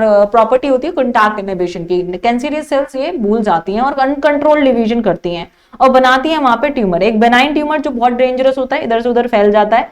मेलिग्नेंट ट्यूमर फैलता नहीं है। मेलिग्नेंट ट्यूमर बहुत डेंजरस होता है और फैल जाता है इधर से उधर। बेनाइन नहीं फैलता, लेस डेंजरस है। मेटास्टैटिस एक प्रॉपर्टी होती है कैंसरियस सेल की या ट्यूमर की, जो कि एक जगह से दूसरी जगह जाकर के फैलता है, डिवाइड कर करके। बायोप्सी, रेडियोग्राफी, सीटी, एमआरआई के थ्रू हम डिटेक्ट कर सकते हैं। कई बार आप रेडियोथेरेपी, कीमोथेरेपी एंड सर्जरी आप तीनों करना होता है आपको, depending on the type of cancer. ठीक है, अब बात करते हैं हेल्थ की, तो बात हो गई। अब बात करेंगे हम यहाँ पर, ठीक है, कैंसर हो गया। अब मैं बात करती हूँ एड्स की। ठीक है बेटा, एड्स क्या है? Acquired immunodeficiency syndrome. इसमें जो है it is caused bye HIV virus. ठीक है, एचआईवी वायरस इसको कॉज करता है। इसका डिटेक्शन हम कर सकते हैं एलाइजा से, एंजाइम लिंक्ड इम्यूनोसॉर्बेंट ऐसे। नापको and NGOs, non governmental organisation and National AIDS Control Organisation यहाँ पर है लोगों को एडुकेट करने के लिए। Unprotected intercourse with multiple partner using infected syringe during drug abuse, infected mother to fetus, ये सारी चीजें ट्रांसफर हो जाती हैं। ठीक है, किसिंग से ये ट्रांसफर नहीं होता है। एचआईवी का लाइफ साइकिल, ये जो वायरस है ये रेट्रोवायरस है, इसका जीनोम होता है आरएनए। क्या होता है? आरएनए। ठीक है, अब ये आरएनए क्या करता है? एनिमल सेल के अंदर जाता है, आरएनए से बनाता है डीएनए रिवर्स ट्रांसक्रिप्शन के थ्रू। एंजाइम लगता है रिवर्स ट्रांसक्रिप्टेज, न्यूक्लियस के अंदर जाता है और बहुत सारे फिर से आरएनए बन जाते हैं वायरस के, और वो बहुत सारे वायरस यहाँ पे बना लेते हैं। और ये टारगेट किसको करते हैं भाई? टी हेल्पर सेल्स को। तो इसलिए हमारी इम्यूनिटी जो होती है वो यहाँ पर कम हो जाती है। इम्यूनिटी की बात करेंगे, नेक्स्ट टॉपिक जो आपका होने वाला है वो इम्यूनिटी का होगा। इन्नेट इम्यूनिटी जो कि बाय बर्थ होती है, नॉन स्पेसिफिक। एक्वायर्ड जो कि आप पैदा होने के बाद लेते हैं। इनमें आते हैं types of barrier, physical, physiological, cellular and cytokine. ठीक है, फिजिकल में आपकी स्किन आ जाती है, फिजियोलॉजिकल में आपका एसिड स्टमक में, सलाइवा माउथ में, फिजिकल में आपके जो एपिथेलियल लाइंस होती हैं, यूरिनोजेनिटल, रेस्पिरेटरी, गैस्ट्रोइंटेस्टिनल ट्रैक्ट में वो। साइटोकाइन आपकी आ जाती हैं, इंटरफेरॉन्स। वायरस इन्फेक्टेड सेल्स क्या करते हैं? इंटरफेरॉन्स रिलीज करते हैं और वो इंटरफेरॉन्स दूसरी वायरस सेल्स को बचाते हैं। ठीक है, सेल्स में आपकी आ जाती हैं B cells and T cells. अब देखो, so we were talking about the acquired immunity, दो तरीके की है यहाँ पे। ठीक है, primary produce primary response and secondary response. Primary क्या होता है? जब आप पहली बार किसी भी सेल से अटैक हो रहे हैं तो आपका रिस्पॉन्स काफी कम होता है, that is done by the B cells. अब बी सेल्स क्या करती हैं? एंटीबॉडीज प्रोड्यूस करती हैं और आपको बचाती हैं। एंटीबॉडीज की मैं बात करूं तो H2L2 दो हैवी चेन्स होती हैं और दो ये नीचे लाइट चेन्स होती हैं। टोटल इसमें 18 या 16 हमारे पास डाइसल्फाइड बॉन्ड होते हैं। ये एन टर्मिनल जहां पे एंटीजन बाइंड करता है, ये सी टर्मिनल। अब बात करेंगे एक्टिव एंटीबॉडीज की। नेचुरल एक्सपोजर पे जो बनती हैं वो एक्टिव होती हैं, डायरेक्ट पैथोजन आए या फिर आर्टिफिशियल इम्यूनाइजेशन के थ्रू भी बन सकती हैं। आप वैक्सीन ले लो, दैट इज आर्टिफिशियल। अब पैसिव इम्यूनिटी का मतलब ये होता है कि नेचुरल पैथोजन आ ही नहीं रहा है, डायरेक्ट एंटीबॉडीज आ रही हैं, चाहे वो नेचुरली आए चाहे आर्टिफिशियली आए। तो नेचुरली एंटीबॉडीज आपकी बॉडी में बनी बनाई कैसे आती हैं? मम्मी से आती हैं, प्लेसेंटा के थ्रू आईजी आती है, आईजी एंटीबॉडी, कोलेस्ट्रॉम के थ्रू आईजीए आती है। ठीक है, और टेटनस क्या है? Passive artificial immunization. ठीक है, आर्टिफिशियल इम्यूनाइजेशन, एंटीविनोम चाहे आप दो चाहे आप टेटनस दो, ये सारे उसके एग्जांपल्स यहाँ पर है। ओके, नेक्स्ट हम बात करेंगे ड्रग, अल्कोहल एंड अब्यूज की। भाई देखो, सीधी सी बात है, पीयर प्रेशर में नहीं आना है आपको, लोगों से चीजें नहीं लेनी है, सीखना नहीं है, कूल नहीं बनना है, उसके साइड इफेक्ट देखने हैं, पेरेंट्स को डिस्कस करना है या फिर किसी बड़े की हेल्प लेनी है। ठीक है, प्रिवेंशन एंड कंट्रोल। सिम्टम्स बहुत बुरे होते हैं जिसके तो कोई वो ही नहीं है। ड्रग्स की, फर्दर ड्रग्स की मैं बात करूंगी। यहाँ पे 3 ड्रग्स हैं आपके पास। ओपियोइड्स हैं जिनका टारगेट होता है CNS, GIT, gastrointestinal tract. Papaver somniferum से ये निकलते हैं, डिप्रेस आपकी बॉडी को कर देते हैं। यहाँ पे हमें याद रखना है मॉर्फिन, मॉर्फिन से हमें मिलता है हेरोइन। हेरोइन क्या है? डाइएसिटाइल मॉर्फिन है। ठीक है, कोका एल्कलॉइड, एराइथ्रोक्सिलम कोका से मिलता है, ये ब्रेन को यहाँ पे सबसे पहले कैनाबिनॉइड्स आपके ब्रेन को टारगेट करते हैं, जो कि हमें कैनाबिस सटाइवा से यहाँ पर मिले हैं। Erythroxylum coca, coca alkaloid, coke crack.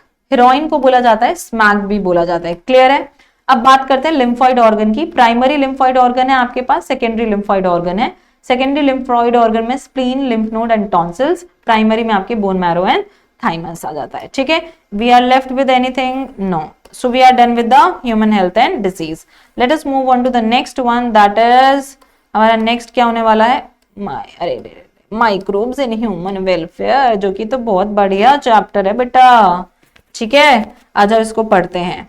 Microbes in human welfare की अगर मैं बात करूं, यहाँ पे आपको 3 चीजें, एक तो सीवेज ट्रीटमेंट प्लांट आपको पढ़ना है, आपको दही, डोसा, इडली सब बनाना सीख लेना है, बियर वगैरह कैसे बनती है, एंटीबायोटिक कैसे बनती है, और बायोएक्टिव मॉलिक्यूल, दैट्स इट, ठीक है। चलिए आ जाते हैं हम कहाँ पे, हाउस होल्ड में। कर्ड बनाना है, लैक्टोबैसिलस को यूज करना है, दही दूध में डालना है, कोगुलेट कर देगा मिल्क प्रोटीन को। सैक्रोमाइसिस सेरेविसे एज अ ब्रेड बनाने में यूज होती है। टॉडी ड्रिंक भी यहाँ पे बनती है, ठीक है। स्विस चीज पुरपानियोबैक्टीरियम शर्मानी यहाँ पे बनाती है, और पेनिसिलियम रोक्यूफर्टाई चीज बनाती है, ठीक है। अब बात करते हैं बायो फर्टिलाइजर, चलो ऐसे ही चलते हैं, ठीक है।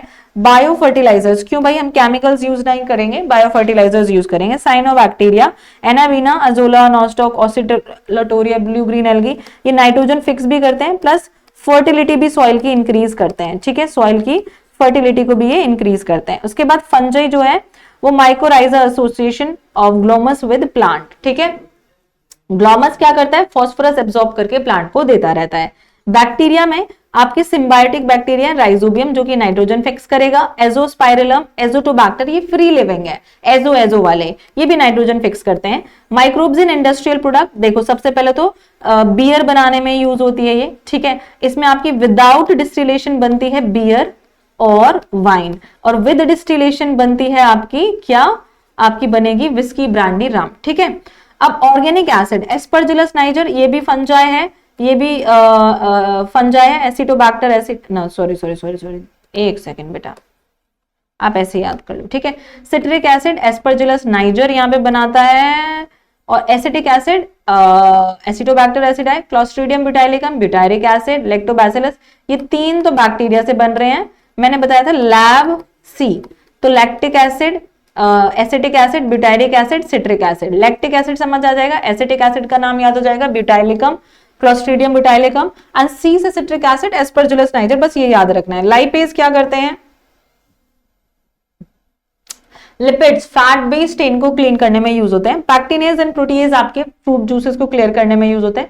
स्ट्रेप्टोकाइनेज आपका यूज होता है एज अ क्लॉट बस्टर, है ना, ब्लड क्लॉट को रिमूव करता है from the blood vessels. Statin क्या है, मोनस्कस परपोरस से बना है, एंड इसको यूज किया जाता है ब्लड कोलेस्ट्रॉल कम करने के लिए, ब्लड क्लॉट को तोड़ने के लिए नहीं, ब्लड कोलेस्ट्रॉल को कम करने के लिए। Trichoderma polysporum used as immunosuppressive drugs, ठीक है।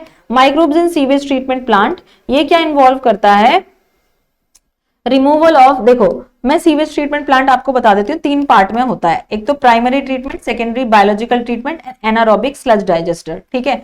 प्राइमरी में आपके पास फिल्ट्रेशन करते हैं एंड देन सेडिमेंटेशन करते हैं, ठीक है, ये इजी रहता है। सेकेंडरी में आपके पास आता है एरिएशन टैंक, इसमें हमें बीओडी कम करनी होती है, बीओडी जैसे ही कम हो जाती है, यहाँ पे फ्लॉक वर्ड याद रखना है, जैसे ये कम हो गया आपको इसको ले जाना है क्या, सेडिमेंटेशन, सेकेंडरी सेडिमेंटेशन में, वहां पे अलाउ करना है, सेटल करना है, जो भी सेटल हो गया है उसका थोड़ा पार्ट एरिएशन टैंक में, बाकी सारा पार्ट एनारोबिक स्लज डाइजेस्टर में, वहां पे होते हैं मिथानोबैक्टीरियम और वो बनाते हैं मीथोजन गैस। ये है आपका डाइजेस्टर, कंक्रीट 10 से 15 फीट का यहाँ पे है। KVIC, khadi village industries commission, ये याद रखना है। IARI की फुल फॉर्म याद रखना है, एंड गंगा एक्शन प्लान को याद रखना है, ठीक है, ये 4 चीजें याद रखना। इसमें डंग वाटर डाला, यहाँ पे बैक्टीरिया है, CH4 CO2 H2S gas produce करेंगे, ये गैस होल्डर है जो कि फ्लोटर होता है, मतलब गैस ऊपर जाएगी तो ये भी ऊपर जाएगा, गैस पाइप आउटलेट है। This is what all about this chapter. अब चलते हैं नेक्स्ट चैप्टर के ऊपर, that is biotechnology principle and processes के ऊपर, ठीक है। सबसे पहले यहाँ पे हम बात करेंगे टूल्स ऑफ रिकॉम्बिनेंट। देखो प्रिंसिपल ऑफ जेनेटिक इंजीनियरिंग क्या है, आपको जीन मतलब रिकॉम्बिनेंट डीएनए बनाना है, आपको जीन को मैनिपुलेट करना है, तो रिकॉम्बिनेंट डीएनए बना करके उसकी कॉपीज करनी है, और जहां हमें फिनोटाइप चेंज करना है उसकी बॉडी में वो डालना है, ठीक है। अब टूल्स क्या है, सबसे पहले हमें यहाँ पर जरूरत पड़ेगी क्लोनिंग वेक्टर की, जिसके ऊपर हम कोई भी फॉरेन डीएनए चिपका सकें, ठीक है। जैसे कि ampicillin resistant gene and tetracycline resistant gene, ये किसका काम कर रहे हैं यहाँ पे, सिलेक्शन ऑफ रिकॉम्बिनेंट में हेल्प करते हैं। इनके ऊपर जो ये PU1, PVU1, PST1 है, ये रेस्ट्रिक्शन साइट है या रिकॉग्निशन सीक्वेंस है। फीचर क्या होते हैं, इसके पास ओरिजिन ऑफ रेप्लिकेशन होता है, सेलेक्टेबल मार्कर्स होते हैं, क्लोनिंग साइट्स होती हैं। एग्जाम्पल हैं एग्रोबैक्टीरियम ट्यूमिफेशियम, किसके, वेक्टर के एग्जाम्पल हैं। ठीक है, अब इसके बाद हमें होस्ट भी चाहिए होता है। बेटा रेस्ट्रिक्शन एंजाइम चाहिए होते हैं। रेस्ट्रिक्शन एंजाइम क्या होते हैं, जो कि स्पेसिफिक जगह पर कट लगाते हैं। ठीक है, एक्सोन्यूक्लियसिस क्या होता है, remove nucleotides from the ends of DNA and endonuclease, लेकिन वो कौन से हो जाएंगे, restriction endonuclease, they cut at specific position with in the DNA. जैसे कि आपके पास इको RI यहां पर है। ई क्या आया, इसर्शिया कोलाई से, इसर्शिया से आया। सी कहां से आया, कोलाई से आया। आर है स्ट्रेन एंड आई है जिस रोमन नंबर में हमने इसको रिलीज किया है। ठीक है, प्रोडक्ट ई कोलाई से निकाला है। इसकी जो स्पेसिफिक सीक्वेंस है वो है GAATTC, गटैक। ठीक है, 6 बेस पेयर का सीक्वेंस है, G एंड A के बीच में ये कट करता है। सबसे पहला आपका रेस्ट्रिक्शन एंडोन्यूक्लियस है, हिंट सेकेंड, जिसका बेस सीक्वेंस जहां पे वो कट करता है वो 6 बेस पेयर का यहाँ पे होता है। ये फ्री स्टिकी एंड्स प्रोड्यूस करता है, उसके बाद आप इसको चिपका सकते हैं। ये वेक्टर डीएनए था, यहाँ पे जगह कट की, ये फॉरेन डीएनए यहाँ से निकाला, इधर यहाँ पे चिपका दिया। ठीक है, बन गया रिकॉम्बिनेंट डीएनए। अब आपको इस रिकॉम्बिनेंट डीएनए को आपने देखा है कि आपने सही से कट किया है कि नहीं किया है, तो आप क्या करेंगे, आप जेल इलेक्ट्रोफोरेसिस के थ्रू यहाँ पे सेपरेट कर देंगे। ये है कैथोड और ये कैथोड बेसिकली ये है जहां पे डीएनए फिल हुए हैं वो आपका नेगेटिव टर्मिनल है, और जहां पे वो भागेगा जिस तरह वो पॉजिटिव टर्मिनल है। जेल, एग्रोस जेल क्या होता है, पोरस होता है नेचर में, तो जो हैवी डीएनए वो धीरे भाग पाएगा, निकल नहीं पाएगा, जो लाइट है वो जल्दी से भाग जाएगा। ओके, सो उसके बाद आपने जो रिकॉम्बिनेंट डीएनए यहाँ पे बनाया है उसकी आप मल्टीपल कॉपीज करेंगे, that is through the PCR। सबसे पहला काम डबल स्ट्रैंडेड डीएनए को तोड़ना है, डीनेचुरेशन। उसके बाद अनिलिंग, आपका ये कैरी मिलिस ने किया था। अनिलिंग का मतलब है एडिशन ऑफ प्राइमर, जो कि दोनों स्ट्रैंड पे लगेंगे 3 प्राइम के एंड पर। उसके बाद होता है एक्सटेंशन, जिसके लिए चाहिए होता है टैग पॉलीमरेज।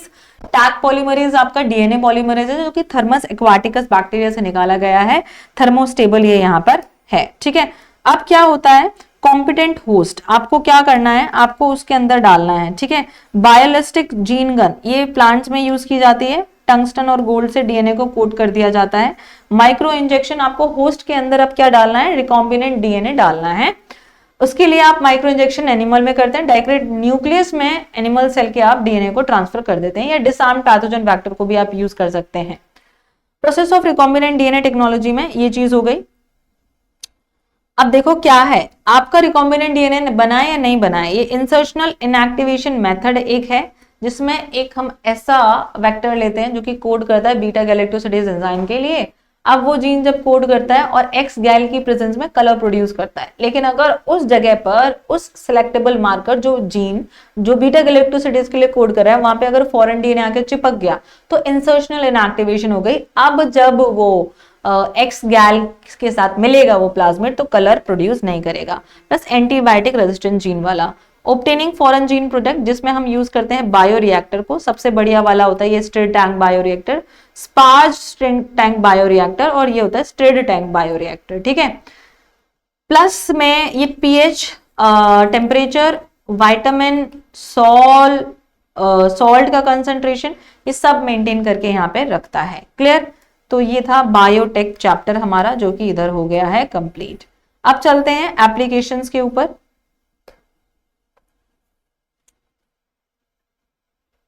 एप्लीकेशंस की बात करेंगे बायोटेक्नोलॉजी एंड इट्स एप्लीकेशन में। सबसे पहले हम बात यहाँ पे करते हैं कि एग्रीकल्चर में सबसे पहले हमने जीएम क्रॉप्स बनाई जो कि रेजिस्टेंट थी एबायोटिक, ड्रॉट, बंजर जमीन, पेस्टिसाइड से, पोस्ट हार्वेस्ट लॉसेस कम होते थे, मिनरल यूजेस की एफिशिएंसी बढ़ा दी, और विटामिन ए का कंसंट्रेशन बढ़ाया, जैसे कि किसमें, beta carotene concentration golden rice में। ठीक है, अब पेस्ट रेजिस्टेंट कॉटन प्लांट बनाए। बेसिनस thuringiensis एक ऐसा टॉक्सिन रिलीज करता है जो कि जब इंसेक्ट के पेट में जाता है तो उनको मार देता है, उनकी एपिथेलियल सेल्स को लाइसिस कर देता है, ब्रेक डाउन कर देता है, क्योंकि वहां पे पीएच ज्यादा होता है। ठीक है, तो हमने बीटी कॉटन बनाया, ऐसे बहुत सारे प्लांट्स बनाए जो कि खुद को यहाँ पे प्रोटेक्ट कर सकते हैं, BT cotton, BT rice, BT soybean, beta potato, ये सारी चीज। ठीक है, लेकिन जो जीन होते हैं, जो कॉटन बुलवॉर्म से बचने के लिए हेल्प करते हैं, जो कॉटन बुलवॉर्म से बचने के लिए हेल्प करते हैं, कॉटन बुलवॉर्म बड़ा नाम है, यहाँ पे 2 आपके पास जीन है, दैट इज क्राई, एक बार रोएगा बट बच्चा सही एबीसीडी नहीं बोलेगा,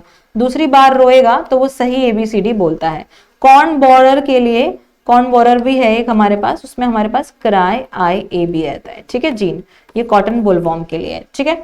आरएनए इंटरफेरेंस में क्या होता है, ये एक सेल्यूलर डिफेंस का मैकेनिज्म है जो यूकैरियोटिक सेल में प्रेजेंट होता है। नेमाटोड है वो प्लांट्स को खराब करते हैं, वॉर्म्स है नेमाटोड, है ना।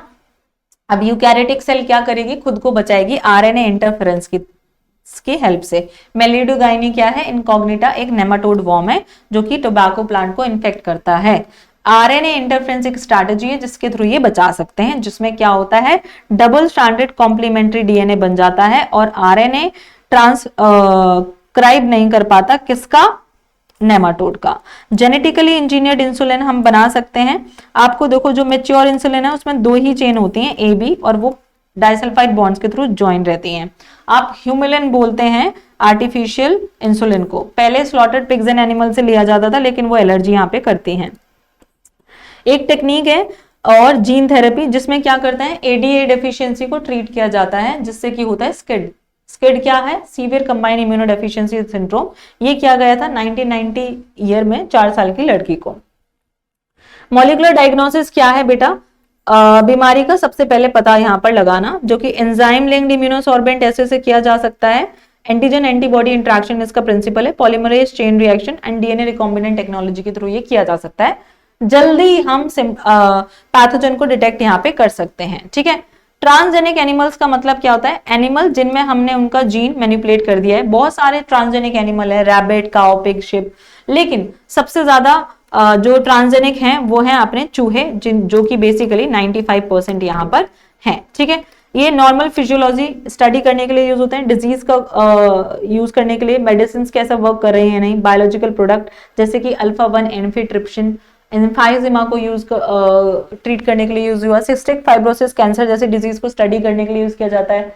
अल्फा लैक्टोल्बुमिन जिसमें 2.5 ग्राम प्रोटीन होता है पर लीटर, जो कि रोजी काउ से मिला है। ये काफी सारी चीजें हमारी अच्छी हैं। केमिकल सेफ्टी टेस्टिंग भी हम यहाँ पे कर सकते हैं।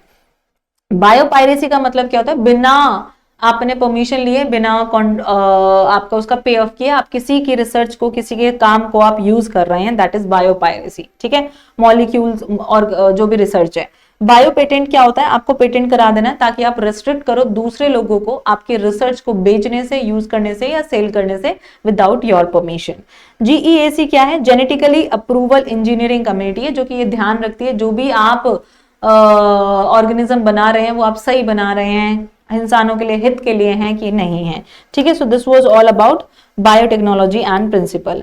अब हम बात करेंगे ऑर्गेनिज्म एंड पॉपुलेशन की। तो सबसे पहले बेटा एलेन्स रूल, देखो ये वाला जो पार्ट है वो आ नहीं रहा है, ठीक है। ये पूरा पार्ट आप डिलीट कर सकते हैं, ना ही आपका ये वाला पार्ट आ रहा है। तो हम सबसे पहले मैं आपको बताने वाली हूँ यहाँ पे जो पॉपुलेशन के एट्रीब्यूट्स बताती हूँ। पॉपुलेशन साइज कैसे करते हैं, पॉपुलेशन डेंसिटी। नेटिलिटी रेट क्या होता है, बर्थ, बी से डिनोट किया जाता है। मोर्टेलिटी रेट डेथ से डिनोट किया जाता है, पॉजिटिव नहीं होता है, ये नेगेटिव पॉपुलेशन को कम करती है। सेक्स रेशियो यहाँ पे क्या है, बेसिकली सेक्स रेशियो ये बताता है कि कितने परसेंटेज फीमेल है किसी पॉपुलेशन में और मेल है। एज पिरामिड्स, जब भी प्री रिप्रोडक्टिव ज्यादा है रिप्रोडक्टिव से तो पॉपुलेशन एक्सपैंडिंग होगी, ठीक है। और अगर प्री रिप्रोडक्टिव प्लस रिप्रोडक्टिव बराबर है तो क्या है, पॉपुलेशन स्टेबल है। डिक्लाइनिंग क्या मतलब है, प्री रिप्रोडक्टिव कम है रिप्रोडक्टिव से, तो पॉपुलेशन बढ़ नहीं रही है भैया जी, यहाँ पे पॉपुलेशन नहीं बढ़ रही है, ठीक है। अब बात करते हैं यहाँ पे mortality, mortality, immigration, emigration. Natality positive effect, mortality negative effect, immigration positive, immigration negative, ठीक है। नेटिलिटी को बी से, इमिग्रेशन को आई से, मोर्टेलिटी को डी से और इसको ई से। ग्रोथ मॉडल्स आपके 2 तरीके के होते हैं। वर्ल्ड पर लॉजिस्टिक ग्रोथ, यहाँ पे एक लॉजिस्टिक ग्रोथ है, एक एक्सपोनेंशियल। एक्सपोनेंशियल यहाँ पे क्या कहता है कि जो ग्रोथ होती है वो 2 के 4, 4 के साथ ऐसी, यहाँ पे जे शेप ग्राफ बनता है, एकदम बढ़ती जाती है। आर्टिफिशियल मीडियम में ऐसी ग्रोथ होती है। लॉजिस्टिक में कैसा आता है, सिग्मोइड कर्व यहाँ पे आता है। के क्या है, यहाँ पे कैरिंग कैपेसिटी है, ठीक है। तो that is dn by dt is equals to rn। R की वैल्यू क्या है, b माइनस डी, बर्थ माइनस डेथ, ठीक है। आर क्या है, intrinsic rate of natural increase, K is carrying capacity, एक इकोसिस्टम इतने ही ऑर्गेनिज्म को कैरी कर सकता है, उससे ज्यादा यहाँ पे नहीं करेगा, ठीक है। Okay, we are done with this. अब हम आ जाते हैं इंटरेक्शन पे। इंटरेक्शन में हमें जो बात करनी है वो ये है, म्यूचुअलिज्म में दोनों को फायदा, कंपटीशन में दोनों को नुकसान है, प्रेडेशन में एक को फायदा एक को नुकसान, पैरासाइटिज्म में एक को फायदा एक को नुकसान, कमेंसलिज्म में ये, एमेंसलिज्म देखो एक को तो जीरो रहेगा, कमेंसलिज्म में भी एक को जीरो, ए मतलब एब्सेंट नेगेटिव रहेगा और दूसरे का पॉजिटिव। म्यूचुअलिज्म दोनों को फायदा, पैरा पी वाले जो दोनों हैं एक को फायदा एक को नुकसान है, कंपटीशन में दोनों को नुकसान है। तो ये हो जाता है हमारा ऑर्गेनिज्म एंड पॉपुलेशन। अब हम बात करते हैं यहाँ पे इकोसिस्टम की। इकोसिस्टम में आपको बहुत सारी चीजें यहाँ पे नहीं करनी है। फॉर एग्जाम्पल आपको ये नहीं करना है, आपको हाइड्रैक सक्सेशन नहीं करना है, आपको और क्या नहीं करना है, आपको ये नहीं पढ़ना है, ठीक है। आपको गैसियस ये नहीं पढ़ना है, न्यूट्रिएंट साइक्लिंग, ठीक है। और ठीक है बेटा, और मैं बता देती हूँ आपको क्या पढ़ना है यहाँ पे, ठीक है। Ecosystem services we don't need to deal with this as well. Ecosystem structure and function, ठीक है। देखो आपका कंप्राइज होता है बायोटिक एंड एबायोटिक चीजें होती हैं। Biotic autotrophs, herbivores, carnivores, abiotic में pond, lake, river, estuary. Contribution of species, यहाँ पर ये देखो स्ट्रैटिफिकेशन क्या होता है, vertical arrangement of the species, सबसे नीचे ग्रास, हर्ब, ये सारी चीजें, ठीक है। Functional component of ecosystem, productivity, energy flow, ये बात होती है, ठीक है। प्रोडक्टिविटी में आपकी आती है rate of biomass production is called as productivity. Productivity में प्राइमरी प्रोडक्टिविटी आती है एंड सेकेंडरी प्रोडक्टिविटी आती है। प्राइमरी में क्या होता है, जो भी आपके प्रोड्यूसर्स यहाँ पर बना रहे हैं, प्रोड्यूसर्स बनाते हैं एनपीपी, लेकिन उसमें से क्या होता है, प्रोड्यूसर्स बनाते हैं टोटल जीपीपी, उसमें से कुछ वो खुद के लिए यूज कर लेते हैं, रेस्पिरेटरी लॉस, तो आता है total NPP. NPP is equals to primary बोल सकते हैं। सेकेंडरी में आपके पास क्या आता है, rate of formation of new organic matter by the herbivores, जो हम खा रहे हैं, हम कंज्यूमर हैं, अब हमसे जो एनर्जी बन रही है दैट इज सेकेंडरी प्रोडक्टिविटी। अब क्या होता है, डिकम्पोजिशन, बेसिकली यहाँ पे बात आती है fragmentation, leaching, catabolism, humification, mineralization, ठीक है। डिकम्पोजिशन का रेट ज्यादा होगा जब भी यहाँ पर क्या होगा, ह्यूमिडिटी ज्यादा होगी, टेम्परेचर ज्यादा होगा, नाइट्रोजनस कंपाउंड ज्यादा होंगे और लिग्निन एंड काइटिन कम होगा, तो डिकम्पोजिशन ज्यादा होगा, ठीक है। 10% लॉ की बात करते हैं, हर ट्रॉपिक लेवल पर सिर्फ 10% एनर्जी ट्रांसफर होती है यहाँ पे, है ना, और 90% यहाँ पे डिसिपेट हो जाती है, that is second law of thermodynamics, ठीक है। Detritus food chain, it begins with the detritus. Grazing food chain, it begins with the producers and present at first trophic level, and ये नहीं रहती है, ठीक है। अब ट्रॉपिक लेवल की बात करते हैं, space occupied by particular organism that is known as trophic level. Different trophic level, primary आपका आ जाता है प्राइमरी कंज्यूमर्स, है ना, फर्स्ट ट्रॉपिक लेवल में। सेकंड में आपके आ जाते हैं हर्बीवर्स, थर्ड ट्रॉपिक लेवल में आपके सेकेंडरी कंज्यूमर आ जाते हैं, फोर्थ ट्रॉपिक लेवल में आपके ये आ जाते हैं। इकोलॉजिकल पिरामिड की बात करें, pyramid of energy is always upright, pyramid of biomass आपका इन्वर्टेड हो सकता है, एग्जाम्पल पॉन्ड, अपराइट हो सकता है ग्रासलैंड में। पिरामिड ऑफ नंबर आपका ग्रासलैंड में अपराइट एंड इकोसिस्टम में inverted. Are we left with anything? I guess we have done everything of this chapter as well. अब चलते हैं लास्ट चैप्टर जो कि है बायोडाइवर्सिटी एंड कंजर्वेशन। सबसे ज्यादा क्वेश्चन जो बने हैं वो कॉजेज ऑफ बायोडाइवर्सिटी लॉस से, क्या कारण है, habitat loss and fragmentation, over exploitation, alien species invasion, को एक्सटेंशन। एक गई है स्टीलर सी गाँव गई है तो पैसेंजर पिजन भी चली गई। कंजर्व कैसे किया जाए भाई, इसके बहुत सारे तरीके हैं आपके पास है। देखो एक तो कंजर्व क्यों करना है, कारण क्या है कंजर्व करने के लिए, नैरोली यूटिलिटेरियन। हम बहुत सारी चीज जो है यहाँ से लेते हैं, more than 25% of the drugs from the plant, provide oxygen, pollination, aesthetic pleasure, ये आ जाता है ब्रॉडली यूटिलिटेरियन में। एथिकल भाई, क्योंकि हमें आगे यार हम इनसे कुछ ले रहे हैं, हमें इनको कुछ देना भी है। इन सीटू में क्या है, जिस जगह पे एनिमल है आपको वहीं पे जाकर के उनको बचाना है। National park, sanctuary, biosphere reserve, sacred forest, hotspot वगैरह। एक्सिटू कंजर्वेशन में आपका आ जाता है zoological park, botanical gardens, gene banks and genetic resource centres. ठीक है बेटा, अब बात आ जाते हैं इस वाले पार्ट पर। बायोडाइवर्सिटी की बात करें तो डेफिनेशन क्या है, द डाइवर्सिटी या different types of living form on the planet earth. ठीक है, अब देखते हैं बायोडाइवर्सिटी लेवल क्या है। ठीक है, एक तो ecological diversity, species and genetic.